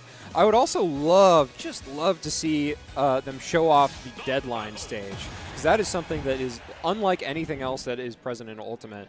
Maybe in our next regional we'll see it, because currently it's not on the stage list. Boo. Oh, okay. Town and City.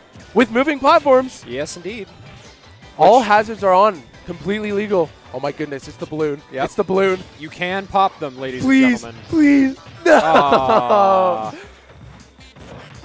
It's so okay. important. It increases your chances of winning if you pop the balloon. Absolutely. It is known. It was revealed to me in a dream.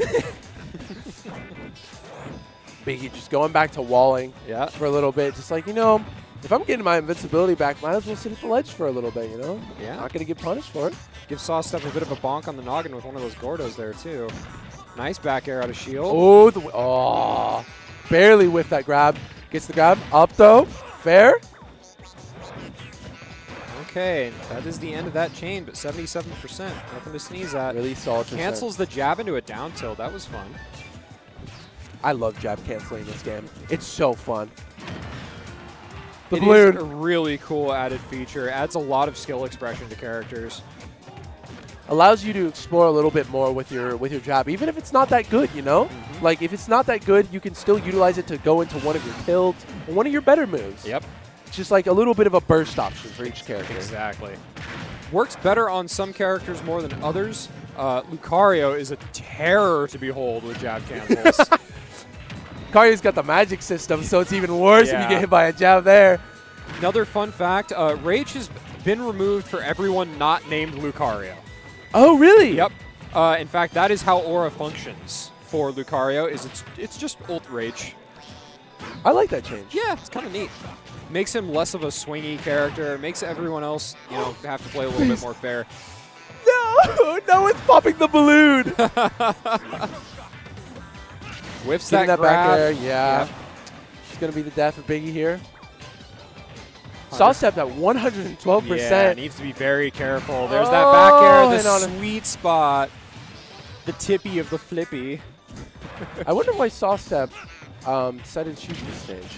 I don't know. Because DDD kind of likes bigger stages, doesn't he? I feel like DDD definitely does like the bigger stages and the smaller side blast zones. Way easier to kill you with fairs off stage and a lot of that. Of course, you're kind of, if you're getting hit with a fair off stage by DDD, you're grab. probably Here we go. dying regardless, but Oh my goodness, going down. Ugh. Deepest of spikes. Get out of my way. Ooh, that was a really good conversion. I've never seen up air turn around back air there. Nice up smash to cover the plat. Gets a little bit of the flip after you misland your up B. That's DDD. Really funny. I just like calling it the flip. Calling it what? The flip. Yeah. He's a little flip. Yeah, I love it. Did I just see a jet hammer come out? He might have, but I think he canceled it like immediately. Oh, there it is. Uh-oh. He's listening. listening. I think Biggie's listening. Y'all want to see a jet hammer? I got a jet hammer. He is playing to the crowd, and we are loving it. There's another one. All right, Biggie, don't play with your food too much. You know, if Biggie was really listening to Cloud, Biggie would pop the balloon. Pop. Yes! Let's go! Balloon popping! This is why Biggie is the GOAT. You love to see that. Oh, crazy tech, but not enough to save the recovery. Sawstep. And Biggie Mouth's going to take it with that down smash edge guarding. Such a strong tool to hit those ledges. Really, really hurts when you get hit by that. Really does, absolutely. And if you don't get sent in, you're getting straight out. Oh, yeah. Stage bouncing is a very real threat in HDR. It's super funny in this game. This type of stage bouncing you can hit with people. Like, you can do a down tilt backwards as Simon, and it'll hit them in ledge. I've hit sweet. If they overspace it, of course. I've hit sweet spot Ridley down tilt and watched it for whatever reason bounce them back into the stage instead of sending them outwards.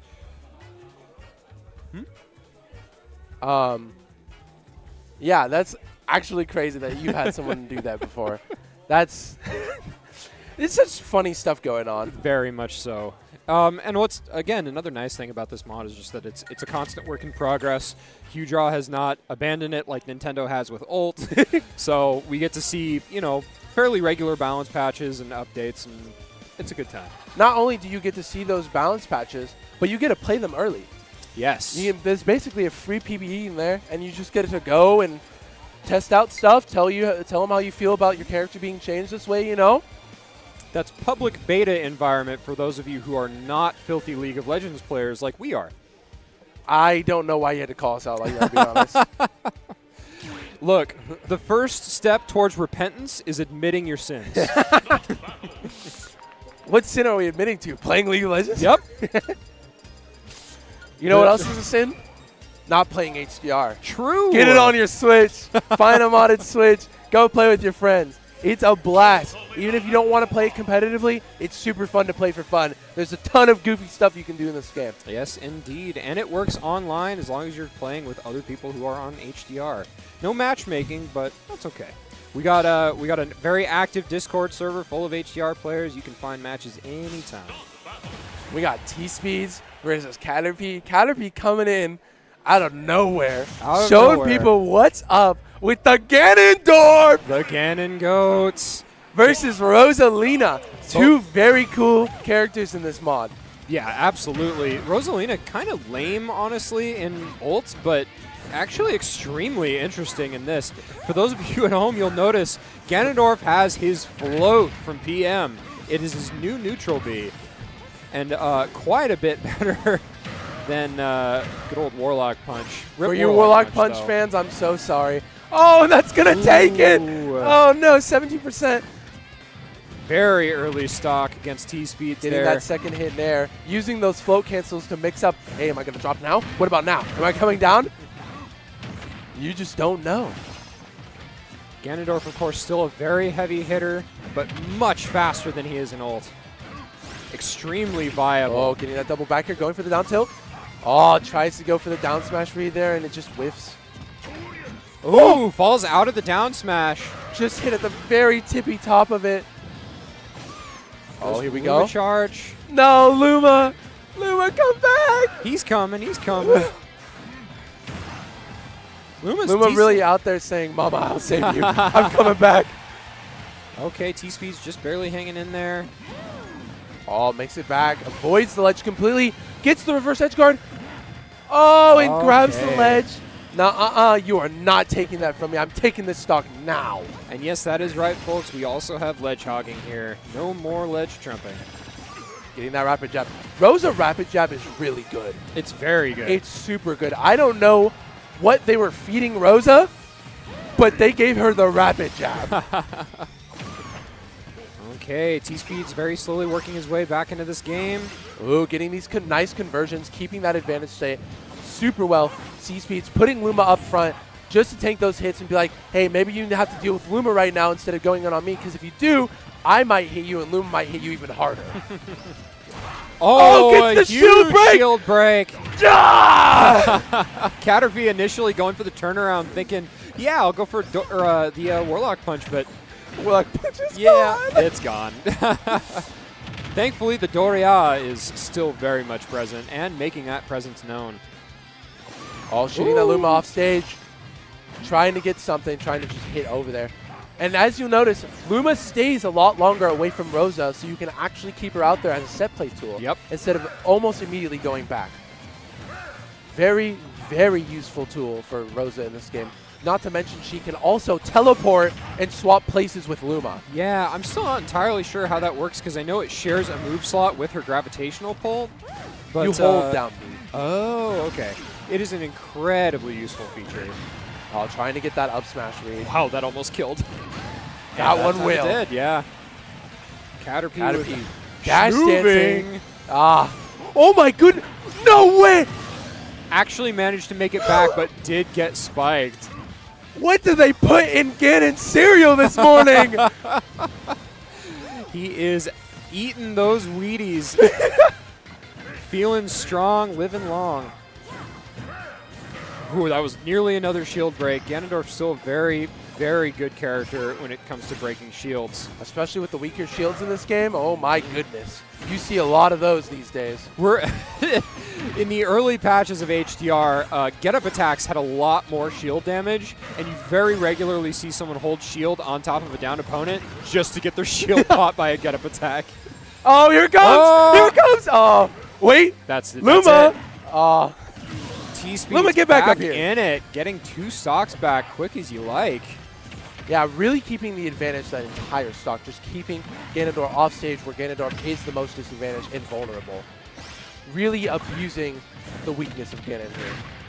Very nice forward throw to put T-Speed's off stage. T-Speed's probably expecting a down throw, but Ooh.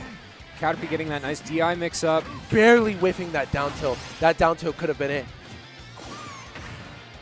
Oh, trying to get the extension with Luma for the double F tilt. Luma quite a bit, a little bit more durable than he is in old. Utilize. Ooh, go ahead. Luma takes 36% in this game. That before is- you kill her. Doesn't she only take like 15 or something like that in ult? Yep. Wow. Oh, getting that up air. Staying at ledge. Oh, tried to get that attack right there. That probably would have been it with that nair. Luma is down, but Rosalina is also quite a bit more dangerous without Luma in HDR. Speak of the devil, here comes There goes Luma. There goes Luma. Luma's here. Luma's Just getting dead. booted off the map. Ganondorf's just like, I don't want to deal with you No. anymore. Go to Sparta. Go down that well. Whoa. Oh, T-Speed's trying to go for a big call-out, but gets punished for it in the biggest of ways. T-Speed having a large arsenal of characters. I wonder if we're going to see a swap here from the Rosa. Very well could. I'm half wondering if the Bowser's going to come out. Maybe the, Bowser what do you Jr.? think? I'm thinking Bowser Bowser Jr.? I'm thinking big stage Bowser Jr. is what's about to happen. I definitely heard, I think, a character swap just now. No, it was stage No, select. same characters. Oh, okay. Yeah, okay. Rosa and T-Speed Ganon. believes in the Rosa. It was a very close game, so I don't It blame was. T-Speeds for sticking with the pick. Such a beautiful skin, too. I know, it's gorgeous. And there's the There's the teleport. swap. That was really cool. You know what that swap really reminds me of? What's that? You ever watch Jujutsu Kaisen? Yeah, the Boogie Toto! Woogie. The Boogie Woogie. God, I love that scene. Oh, Luma going out. No more Boogie Woogies for Rosalina here. That move is on, I think, like a 15-second timer, too, so you can't just spam it. That's good. Yeah. It'd be absurd if you could. Oh, Luma going up front. I'll protect you, Mom. I got you. Throwing out the Stardust and a Oh big my forward goodness. air. Luma panicking. Oh, the swap. Gets punished Oh, for the it, too. platform. Bringing you to stage on a silver platter. Surprised Caterpie isn't throwing out the occasional up tilt here. Nice forward air. Wow, that is going to kill. As I've seen from Caterpie, there's a lot of lack of up tilts in Caterpie's game plan. I don't think she really likes the move very much. Which is interesting because it's a very good move. I agree. It really changed it, made it a really great move, but I think Caterpie's focus is more on the aerial state of Ganondorf. Yeah. Which makes sense. He's got a very good air game. Okay, that's going to be a back throw. Ganon off stage. Still not a fantastic place to be. That's going to be the float gone. No jump. Yeah. And I feel like that's the reason that T-Speed chose this stage, is being able to gimp Ganondorf so much easier. Makes along sense. with the big stage, using Luma as your just human shield here and just sitting away and letting Luma do most of the work when you can. Absolutely. Oh, the jab block! Wow. Gets the extension. Oh, Pops the balloon. Pops Let's the go. balloon. Caterpie based. Oh, the backwards down tilt. Really good wave landing onto that plat there.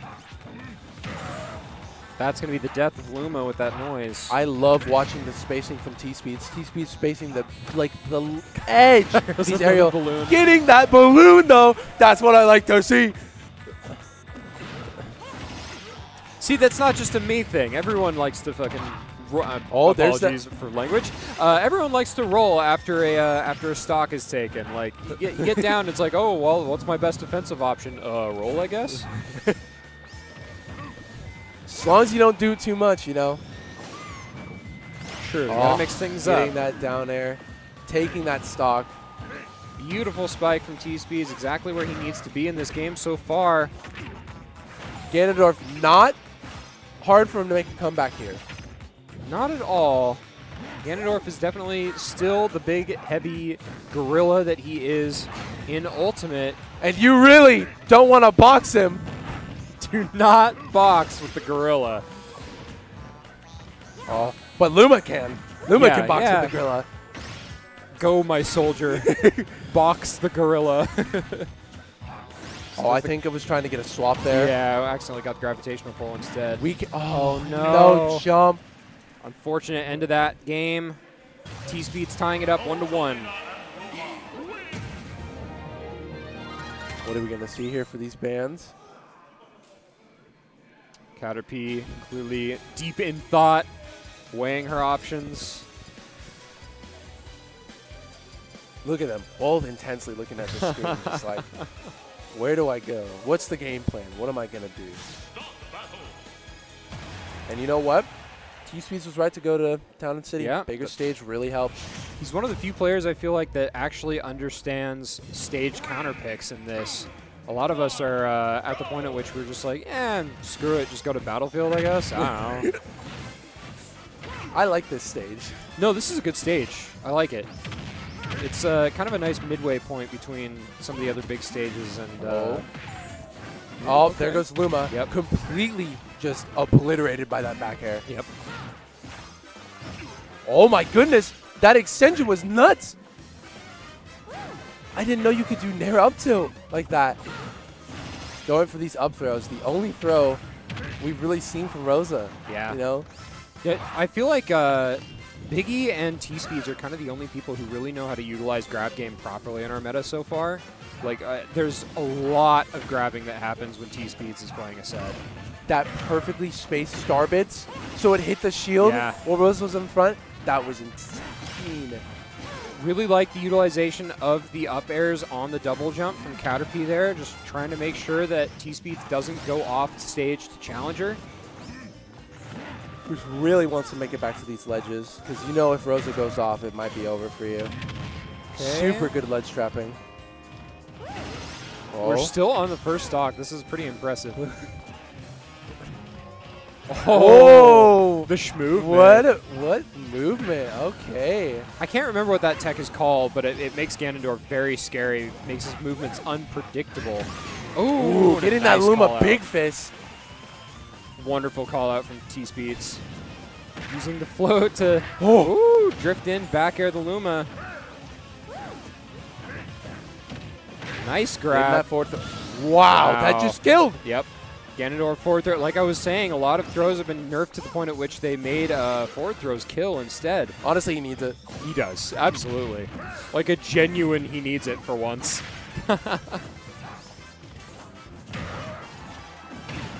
Okay. Lots of scuffling going on here. Bit of give and take. Caterpie just not wanting to deal with the Luma, not even going for any pokes on him. Just ignoring it completely unless it's in the space of Rosalina. Yep. Or unless you can get a stray hit on it that is going to be safe and kill it. which is what she's been doing so far. Every time she's hit it this game. There's that tech again. I wish I could remember what it's called. It's like wave platforming or something. I don't recall. It's really wave plat cancel. Yeah, that wave plat. Yep. It looks so good. It's so pretty to watch. Look at these. Look at these two playing neutral out here. Honest fundies. Woo, okay. Dark dive, the punch at the very end, keeping Caterpie safe. She does have the stock advantage, but that can disappear in a second. Quick, some of that extra credit and charges that up smash. What a call out. Held it for so long, just patient enough to get the kill with it. Up throw. Oh, tried to get the extension off the nair. Goes for another fair. Surprised. Barely makes it back. Yeah, I'm surprised T-Speeds didn't go to ledge there, but just try and hog and take a stock. Whiz kicking that Luma. Just, oh my goodness, that looks so cool. Oh my god. They're both doing it. T-Speed's like, you know what? Fine, I'll do it too. And what a reversal from Caterpie. T-Speed's dying in what should have been his ledge guard. Going in with that back air, just trying to keep that pressure on. Crazy good spacing from Oh, here comes the Luma. Here comes the Luma. Not, yeah. Gets now they're even out stocks. Just a little bit. Very close game.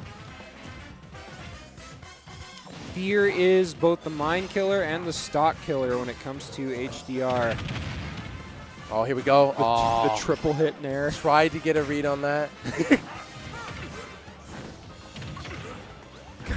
Gets hit for jabbing. Oh, obliterated Luma. Here we go. Rose is all alone. This is the best time to push your advantage here. And as you can see, Caterpie really is pushing that advantage. Staying very close, but within just enough distance to keep it safe. Oh my gosh, the use of the platform to close the goodness. gap. This could be it. Oh, nice air dodge to ledge. Getting Good those up tilts. Whiffs the grab, gonna get flame choked. Caterpie doesn't do anything to follow up. That is gonna be it with a shield break. Doria. Ganondorf loves to see it. One that gets destroyed. Starts putting those hands together. Ooh, it's licking time. his lips. It's time. I'm obliterating you. I don't care where you are.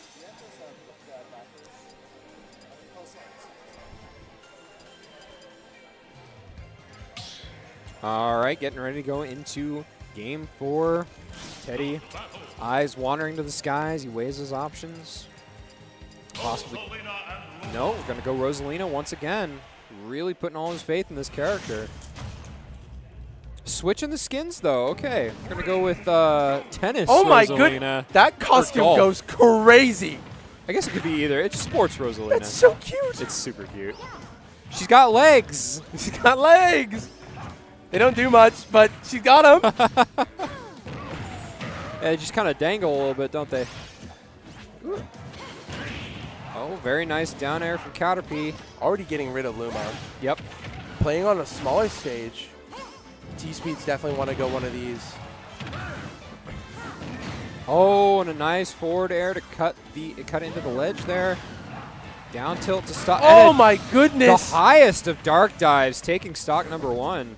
I think T-Speeds was forced in choosing the stage. I don't think there was a lot of bigger stages that T-Speeds was able to go to. Yeah. Especially after seeing Caterpie do the middle platform tech. Yeah. There's going to go another Luma. Getting that soft back air into F-tilt. Nice T-Speeds just taking advantage stage. Just like, you know what? You push your advantage a little too much. I'm going to take it now. Luma freaking out a little bit. Oh. Okay, I was like, did he get Star KO'd or? There goes Luma. And getting another that forward air at the ledge. Looking a little bit desperate for T-Speeds now. Oh, gets the Luma hitbox too, the stronger one. Still didn't kill though. That's going to be another Luma gone. T-Speed's really keeping his cool right now, making sure to stay chill, you know, always can make a comeback. You're never out until the game's over. T-Speed's never a player who's been particularly vulnerable to tilt. Same with Caterpie. Caterpie is very good at staying untilted. So I feel like if Caterpie did lose this, it wouldn't have very much of an effect. T-Speed's doing a good job so far, getting this damage back. Oh, losing that Luma. Luma control is just not in T-Speed's favor today. Not at all. Just really losing a lot of them. Demonstrating right now that Luma, or rather Rosalina, is still very much a threat even without Luma. Getting that down tilt, and that's going to be it for Ganon. Yep. The stocks are even. Just like I said, T-Speed's not out of it until the game is over. There goes another Luma. Ganon just has a really easy time getting rid of him. Yes, he does. If Luma's on the ground and Rosa isn't, it's a free Wizard's Foot. Luma's gone. And he's back. Definitely a big reason to choose those bigger stages. Agreed. Okay. Oh, tried to up tilt the Luma, just like, you know, Luma's right there. I could get rid of him again. Sending the Luma out. There's those star bits. Ooh! That sliding star bit is really cool. It's fun to watch. Nice forward air from T-Speeds.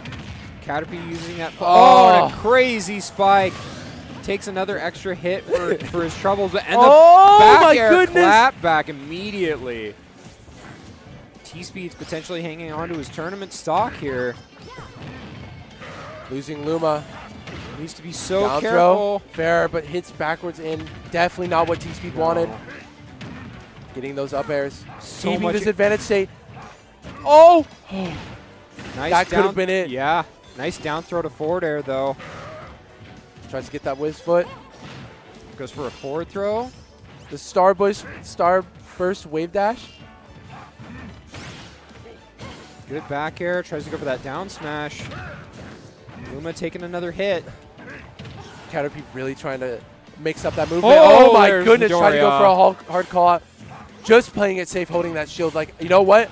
I'm not going to take any chances here. I need to see what's going on. Oh my goodness! The soft hit back air. Oh my goodness, God, what it's an a fair. Insane conversion from Caterpie. Taking the set. Oh. What a fun set to watch. That was an incredible set to watch. Caterpie going to be moving on up into losers finals, I believe, against Sawstep. Wow, what a set. What a set. Watching T-Speeds keep control over that Luma on the bigger stages, intentionally choosing those stages so it was way easier, way harder for Ganon to kill, way easier to keep control of it. Position it off stage much easier because you have much more time to get over to the ledge. Perfect. Really fun to watch.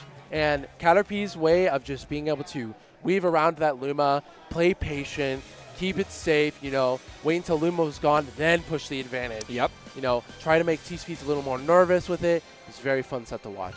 Very, I agree. We are going to be moving on into losers finals here. As aforementioned, Caterpie stepping right back up to the plate against Sawstep. Sawstep, I think, going to have a little bit easier of a time with the Ganondorf. Dark Pit, a character that, I don't know, feels like he bullies Ganondorf quite a bit more than Rosaluma is capable of doing. Caterpie, however, also does have more characters under her arsenal. True. Not to mention, her practice partner is a Dark Pit. Also true. Emmy Sage plays Dark Pit? Yep. Okay. Starting out here on PS3. That's right, folks. There's a third one. Just in case you weren't tired of the first or the second one, we got a third one. Yeah, now we've got one with ugly AstroTurf and the annoying crowd from the Galar Pokemon games. What, you don't like hearing them go, yeah, yeah. If they were actually saying the word yeah, I'd be okay with it, but instead it's that weird muffled Pokemon moaning. Well, Caterpie's thus far showing that she's not intimidated by the Dark Pit Oh pick. my goodness. Sees that wave dash like, you know what, turn around. Yeah, take that fist in my wave dash, face. raw back air, crazy. Nice landing nair there for a quick 17%. Oh my goodness. Caterpie just keeping a lot of control, getting Double the double whiz whiz foot. Oh, Sawstep finally getting some control of the match. Getting that down there, yep. Solid spike from Sawstep, getting himself on the board. Good spot dodge from Caterpie there. Soft hit back air sending at a really weird angle. Why did that Sakurai angle? Oh, here we go. Nice down tilt. Really hard time for Dark Pit to recover against Ganon. So many things that can hit the ledge and just kill you off of it if you don't sweet spot it perfectly. Such as that crazy Nair. As good as it is in Ultimate, it is even better here in HDR. Especially with Ganondorf's ability to move through the air a lot more. Oh my, the reverse up tilt, getting that fair, 62% back air. Absolutely insane. Oh my goodness, that Caterpie. down tilt catch was almost insane. But here we go. Goes for the DI mix-up. Whoa. Caterpie getting a little lost in the sauce there. Float canceling into a forward air. Lingering hit of Nair 2. And the drop forward air is going to take it. Caterpie solidly up here in this set so far. Look at that stance that Ganondorf holds when Ganondorf sits. Oh, So just the crossing the arms, just like, I am that guy. I am Ganondorf. Ooh. Oh, trying that ledge trap. Wow. Dark Great dive is dark dive. quite a bit more stiff. Oh my goodness. The pickup off of down there with up tilt. Yeah, that was a crazy up tilt conversion. Oh, trying to get that side B. Dark Pit going out there like, you know what? I control the skies. I'm Dark Pit. But Ganondorf really just saying, do you really? Are you sure you control these skies? You might be Dark Pit, but I'm the king of darkness. So technically you fall under my domain. Pay taxes. Give me a slice of that pie. Okay, utilizing that float to try and chase off stage.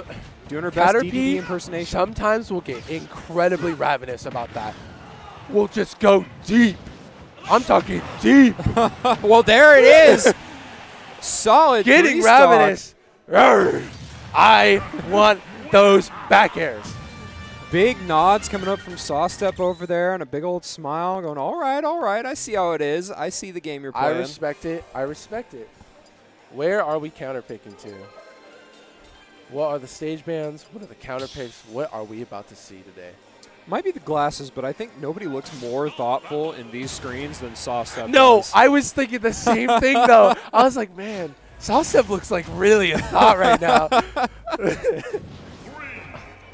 Okay, oh, here we go. Green greens. The new Smashville. You know what? I just realized. Do you think Ultimate players play this stage because it's just like Smashville and Ult? Possibly. Because it doesn't move?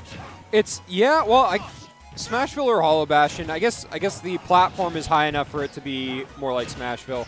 But it's got a more favorable and less likely to pineapple you sides of the stage. Also shout out to the amazing mirror music that's playing right now.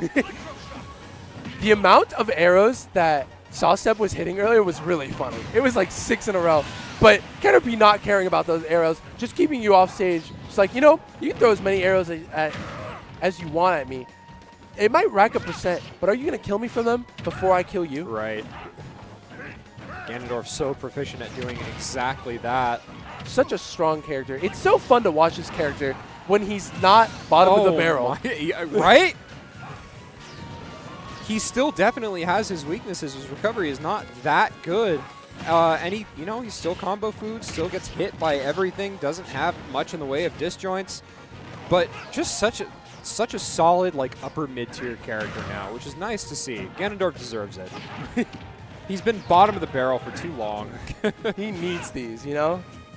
Give him that W. Oh, here we go. Sawstep getting that pressure started. Caterpie going for the float, just like, what are you going to do? Yep. Whiff something and you're getting hit. Commit. I dare you. Oh, nice ledge Trying hog to from go Caterpie, for the side or B, from Sawstep. thinking maybe that Sawstep's going to let go a little early and be able to grab that ledge instead of going low, which is Pit's domain. Dark Pit's domain. Yeah, that's right. They're not the same character anymore. You can't just use them interchangeably during commentary. Oh my goodness! No, that was a terrible fastball for Sawstep. Disastrous. That stock being taken. The way that Caterpie was moving, I won't lie, I thought I was about to see a Caterpie. Oh, the footstool! Footstool combo interrupted by Sawstep. Does not appreciate the attempt at saucing. Nice back air from Sawstep. Needs to take the stock quick, and that is going to do it. Yep. Was able to keep it out. Oh, who wants There's some? The taunt. Caterpie. I don't think Caterpie liked that very much. We're about to see. Nice use of the shine. Oh. Oh, that Sakurai angle, though. Getting that just gentleman jab. Much better. Oh, down tilt. Oh, my goodness, that F smash. Sawstep. Getting the weak hit back air, just what Sawstep needed. Oh. Doesn't hold barely just long enough, and that's going to be it. Feed. Disastrous. Sawstep laughing it off. Love to see Thinking about it, just like, you know, maybe I deserve that one a little bit. Just a tad. Sawstep, give us a big think. Thinking big. A little bit of an eye roll. I wonder what stage this shows. Where are we going to? I don't know. I'm thinking final. Oh, back to Green Okay. Greens. Sawstep really a big fan of the stage. Dun, dun, dun. The actual Green Greens theme, too. Game 3 going on right now. Big damage. Oh, my goodness. Oh, he's not quite dead. Getting 85% off that, Now though. he's dead. Never mind. 2%. Oh, the fear air dodge. Great Gets the tech, tech. though. And the perfectly spaced recovery. Very clean to watch. Okay, Sawstep given a second chance at life here. This is tournament stock for Sawstep. Sawstep really has to play it out.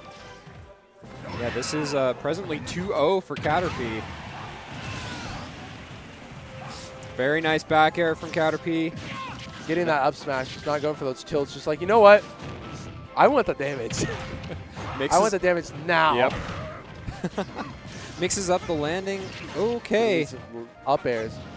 It's so satisfying watching that blade spin with the single hits. Right. I don't know what it is, but like, they made it look real nice. Good back air. Getting that clean jump read with the back air, just sending Ganondorf flying. Bye-bye. Sawstep just needs to maintain this stock. Trying to go for a shine there, just get something started. The reverse hitbox of the forward air going to take it. Things looking increasingly desperate for Sawstep at this point. Good roll through the Wizard's Foot. Getting up smash. Nice little conversion. Again, third stock, 54%. Good counter to the Wizard's Foot. Oh, just going deep out there. Oh, getting that great downer. tech. And the back air. Is Sawstep going to make it back? Yes, Oh. he is. That was exactly Great what Sawstep ledge needed. trapping, great recovery. All just exactly what Sawstep needed. Oh, that shield looking real low. Definitely got to play more evasively now. Sawstep needs to be so careful. Just going straight onto that stage. Just like, I don't want to be ledge trapped here. Like this. Getting hit with that down tilt to fair. Is. Exactly what Sawstep was trying to avoid. Knew if he went to ledge, it could have been over, which it was. 46% already, just 10 seconds into this new stock. Ganondorf just hitting like a truck. Just doesn't care. Dealing so much damage off of these small conversions. 61% off that Wiz Foot. Insane conversions from Sawstep, by the way. Oh, getting that up smash on the shield. Floating. The Dark dark Descent, that's dive. going to be it. Not quite. Oh, barely whiffing that fair. Getting that disjointed back air. Oh, the movement. That was crazy. The plat cancel would have been insane. Oh, gets over the reverse hitbox. They're both laughing. Look at him. They knew that was Reverse jank. hit of the F tilt. The down That's angled crazy. F tilt. That was wild. Wow. Both of us momentarily speechless there. Both Caterpie and Sawstep just having a laugh riot. Love to see it. Actually crazy. Caterpie going to be moving on and up. We're going to be Taking seeing that 3-0. Yeah. Very clean from Caterpie. In our grand finals, we're going to be seeing a heavy mirror match. Ganondorf against Oh DDD. my goodness. I just got to point this out. At a regional grand finals, Ganondorf versus King DDD. Where do you see that? What game you see that in? I know it ain't Ultimate, I know it ain't ultimate. What- You don't be seeing that. What region do you see that in? Here, just here. This is why the Pacific Northwest is the hypest region possibly on the planet. Yeah. It We got a lot of hype characters in our region. We really do. It doesn't get any better than here at Keep It Chill in beautiful Portland, Oregon. I mean, what other region can you see HDR brackets with Ganondorfs, Ridleys, DDDs, Yep. Daisies? Not to mention the only arm wrestling competition divided by weight brackets streamed live to you right here at Keep It Chill. Come on. Like, if you haven't been to a PNW tournament, What's wrong with you? come on. Yeah. Fly out. Join us. Join us. You They're won't always regret fun. it. Yep. It's, you could say, it's the cream of the crop. Maybe you'll get to sign one of my awesome posters that I bring to tournaments. Yes, the Mika Mystic Permanent Classic. memory. I'm kind of sad. I Remy forgot. playing. Oh, what? The Remy swap in. All right. From the top rope. Grand Finals. Oh, my goodness. Ganondorf versus DDD. What a nuts grands. Who could have saw this coming? Biggie the Goat versus Catter PogChamp. Let's go. Okay, calm down. Calm down. Catter PogChamp? Keep it down on that one. I don't know. That gameplay was pretty fucking. I'm so sorry. That gameplay was pretty pog. Pretty pogging pog. That's what I said. I definitely Goaterpie. didn't curse again.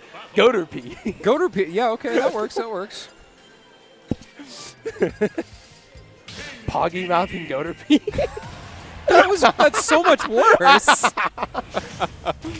All right, we are going to see the Caterpie Ganondorf once again. PS3, as if you weren't tired of it enough.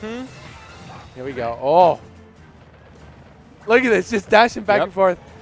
Testing the grounds, you know. Just want to see who's going to commit first. What's going on? How are we playing neutral here today? Some hyper Ganon crumping. Okay, avoiding the inhale. Now, Caterpie is going to have to play this quite a bit differently than she has her last two sets. Definitely going to have to play a little slower because DDD usually controls the pace of the game with the disjoints along with Gordo. And that's dead. No. No, not Caterpie's got those recoveries. Oh, my goodness. Manages to get onto the stage instead of getting ledge hogged. Oh, getting that soft hit back air. Trying to set up with Gordo. Oh, perfectly waits spaces for the that spot throw. dodge. Oh my goodness, going deep, just walling you out. Don't come back to the stage. Don't come back to the No stage. character is capable of doing that quite like DDD is in his present trying to get the incarnation. conversion off of that. Forward air not killing at this early percent, not against a character as heavy as DDD. He's tied for second, I think. Getting wow. that dash attack fair. Oh my goodness. Ganondorf's so good. It's so refreshing to be able to say that. DDD's so good. Also true. Oh, getting that back air. Two bottom three ult characters. Oh! I thought, Oh, no. The fear. Just, I think Caterpie thought she was going to snap to ledge at that point because she was above ledge when she air dodged, and then it just didn't happen. All right, looking for grabs. Caterpie just sitting away, just like, what are you doing, Big Mouth? What's going on over there? Huh? Nice wave dash into the Oh, forward this air. could be it. Jeez. Nice yep. use of the nair. There goes the edge guards. Yeah. Big Mouth not able to make it, just ran out of jumps. Things now effectively even once again. Tried to parry the Gordo. Very Very nice good. nair. A very good tool to use against DDD. Parrying those Gordos. Not entirely sure what happened there. Wizfoot got beat out. I guess so. Oh, Nice there we go. parry, there And we gets go. a conversion off of it. A pretty big one at that. Oh my goodness. Oh, there's the Doria. Trying to go for the Doria, just taking that stock now. He's Even like, you know what? Let me cash out. Even easier to kill people with that at ledge in this because there is no snap to ledge. Don't have to worry about two-framing. Oh. Ooh, okay, avoiding the Getting stars. that drop down plat up air to cancel the lag. Very, very good tech from Caterpie. Ooh, getting hit by that aerial Gordo. Nice grab. Goes for a down throw as a DI mix-up. Gets that dash attack. both players exchanging these aerials at the ledge, trying to beat each other out. Oh! Using the plat cancel to accelerate into that nair. It's such a cool tech. It's play really HDR. Cool. You ever wanted to see Ganondorf? He's super fast. Want to see me dash across the stage? Want to see me do it again? Oh, that F throw is going to be it. Caterpie now on her last stock Just here. like Ganondorf. Swap to a kill throw now. Yep. Getting that funny down tilt. I won't get over that. It's such a goofy little down The tilt. little fin boop. Oh, getting getting sucked this into up. the vortex. Nice forward Trying to tilt from wait it out and Caterpie. see if Biggie Mouth can get a little bigger cash out. Nice ledge Oh hog. my goodness! Jumps that high. ledge hog was insane. Jumps high and Crump. back air. There's the hyper crumping. Look out, she's Uh-oh. hyper crumping. Biggie Mouth just playing it slow, just waiting. It's like, you're going to have to come to me. I have the There's a stock jet advantage. hammer. I think that might have been a little bit of a misinput on that one. Maybe. Ooh. Biggie Mouth going out deep. Caterpie needs to be so careful. Oh my goodness, that recovery was insane. Touches still. stage, gets back Touches her. it. Doesn't die just yet, but doesn't have float anymore. Yeah. Has to go Oh! super high. The grab. Oh. Oh, the ledge hog is going to do The it. ledge hog. Biggie Mouth just hovering right above the ledge, just like, oh, am I going to do it? Am I going to do it? Am I going to do it? Incredibly exciting. Just game one. We got a whole grand finals ahead of us here. Uh-oh. So apparently I should have shaken this can because the bottom contents are just a solid. Biggie Mouth got the headphone install. He's got the... oh, yeah, that's he's probably just got music going, huh? How much you want to bet Biggie Mouth's listening to Sonic music right now? Yeah, I hope he's listening to Undefeatable. Sonic, what is it, Frontiers? Is that the new one? Yep. That had such... The Corrin swap. switch. Caterpie Corrin is very scary, too. I was thinking Corrin was kind of booty until I saw Caterpie play Corrin. It's terrifying. Corrin, very strong character in this game. The tier list very swapped around in this. Oh my goodness. Oh no, what a really unfortunate SD there. She slides off the stage at I 10. thought that was going to happen again. Getting these up airs. Okay, getting herself back in it real quick. Just juggling DDD. Just like, you know, Nice back today air. you're not going to touch the stage. How about that? Corrin Oh. back air is absolute cheeks in this, but it does kill pretty early. Needs to find this kill. Hitting with the back end of Nair. I was not expecting to see that. Tries Almost, to spin her yeah. into the Gordo. Good patience. Take that 25%, you know? This is not looking good for Caterpie. Okay. Tries to Still get that. a struggle with Corrin to kill. That's the issue. Very hard for Corrin to get a kill outside of a confirm Really or good very ledge anti-air there. straight hits. Waits for the shield drop, then throws out the dragon lunge. Really staying in. Caterpie really trying her hardest to take this stock from Biggie Mouth and pray to get some extra credit off the next stock. Oh, and that Goodness might be it. gracious, That's what a going to be it. conversion. Biggie Mouth with those Gordos, just so versed in it, just knows what's going on, knows when to push it forward, knows when to stay back. Really, really good stage control. Absolutely. And a very nice boop from Caterpie, putting herself on the board. Wave You know- dash, so scary when DDD starts wave dashing. Oh, towards here you. we go. Double back air. Okay, Hitting there's that a down throw. Trying to start up these aerial Oh, chains. wow. What a pin. Oh, did you see that plat dash in Yeah, I the jump? did. That was crazy. Caterpie's movement is unlike anything else. Caterpie definitely be sitting in the labs for hours on end practicing that movement. Oh, yeah. Kind of a role model, to be honest. I No, need to do honestly, it. I'm kind of looking up to it. I'm like, you know what? Love it when you can see when somebody's trying to mash to get out of inhale. DDD starts bouncing around. Yeah. Oh, getting that back air. Biggie out here chasing. Throwing a Gordo backwards. Oh, probably try to catch the really quick on stage recovery there. Yep. Using the paralyzer shot of Dragon Fang shot. That's going to be it. Yep. Things looking a little bit desperate for Caterpie here. Nice nair. The one. Thinking about this could be the second game for Biggie here. Oh, getting that up throw. Good DI from Caterpie. Nice back air. Very clean. Getting that stock.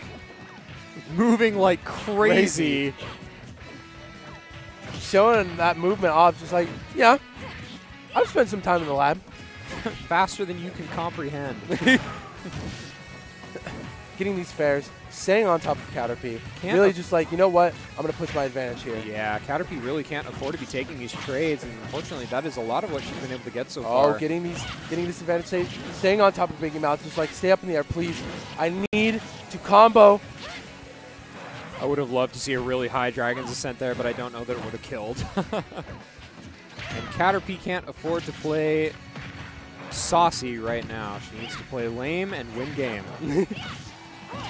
Good. That up air killing. Wow. Biggie now on his last stock. Very doable for Caterpie. Okay, here we go. 27% on the board. It's completely possible. Oh, Biggie Mouth getting that Gordo. Trying to go for that back air on ledge. Oh, what a clean down air. Caterpie just putting Biggie in the blender, but that is a very solid back air from Biggie. That was just what he needed. This is going to be the stock, potentially. Throwing out these back airs. Okay. Making it back to ledge. Tries to go for the grab after Biggie missed one. Oh, here we go. Forward throw, and that's going to be it. Yep. 131%. That will do it. Moving so fast towards that blast zone. Biggie up 2-0 right now. That SD at the start of that game meaning absolutely everything for Caterpie. If Caterpie had another stock in the tank there, it might have been a very different game.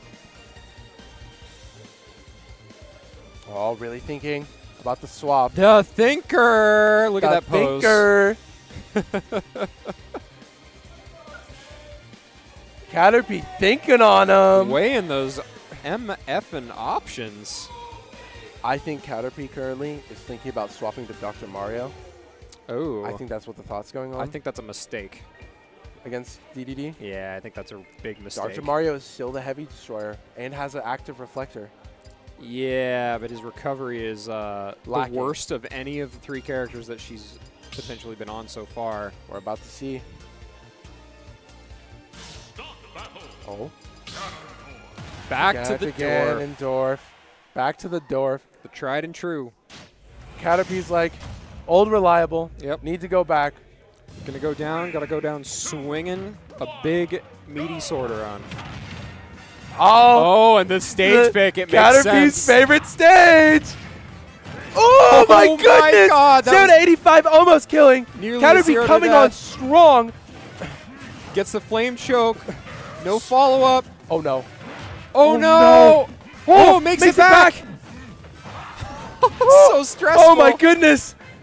What? Caterpie. Oh, and accidentally gets a flame choke instead of a dark dive. Getting that neutral air. Biggie Mouth still at very high percent. This is still incredibly doable. Sucked in. Hit with the Gordo. Oh, back air, back air. Back air. Amazing back air. conversion for Biggie. And she takes the flame chokes. I'm taking you with me. Side, yeah. Still potentially doable, but she's got a lot of work to do here, and the percent is just going to keep climbing higher with every second. Oh, my God. Whoa! Oh, my goodness, Caterpie with the insane string. Oh, my God. Anything can change. This is some Fire Emblem. And another Ganon side. Let's Caterpie go. Really saying, we're going down to the last stock. This is it. I'm clawing my way out. Gonna make this as hype as I possibly can. Using that float, getting inhaled, but oh my goodness, getting the double fair. Here we go. Oh, no! Wasn't able to grab the ledge. Oh. I think Caterpie was trying to do another one. Oh, incredible set. There we overall. have it. Your HCR Keep It Chill champion, Biggie Mouth. We call him the GOAT for the reason, or for a reason, I should say.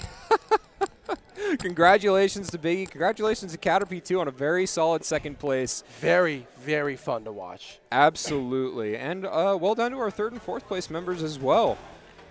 That is going to be the entire... Thoughts on HDR as a bracket today? HDR as a bracket, incredible. Super fun to watch. I love all the characters that were in top 4. Me too. Super interesting game plans from some people.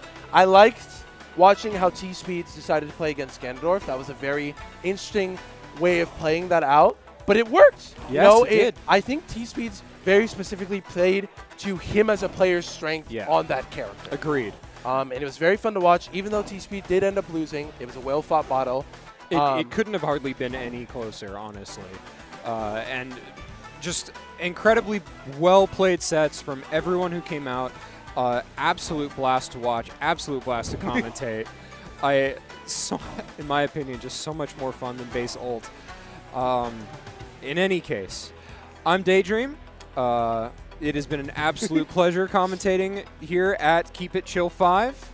And I'm Mika Mystic. It was a pleasure commentating with you. Yes, indeed. Macho Man. Thank you. Always a treat to have you on comms with me. Would love to do it again very soon. That is going to be it for us. Signing out. Feel free to follow us on our socials if you want to share. Hi, I'm Mika Auto Mystic on Twitter if you want to follow me. I'm at daydream_SSBU also on Twitter if you'd like to follow me for some terrible takes. That's going to be it for us. Signing out. As usual, whenever I'm on commentary, I have to say one thing. Okay. Hi, James. Till next time, everybody. Farewell.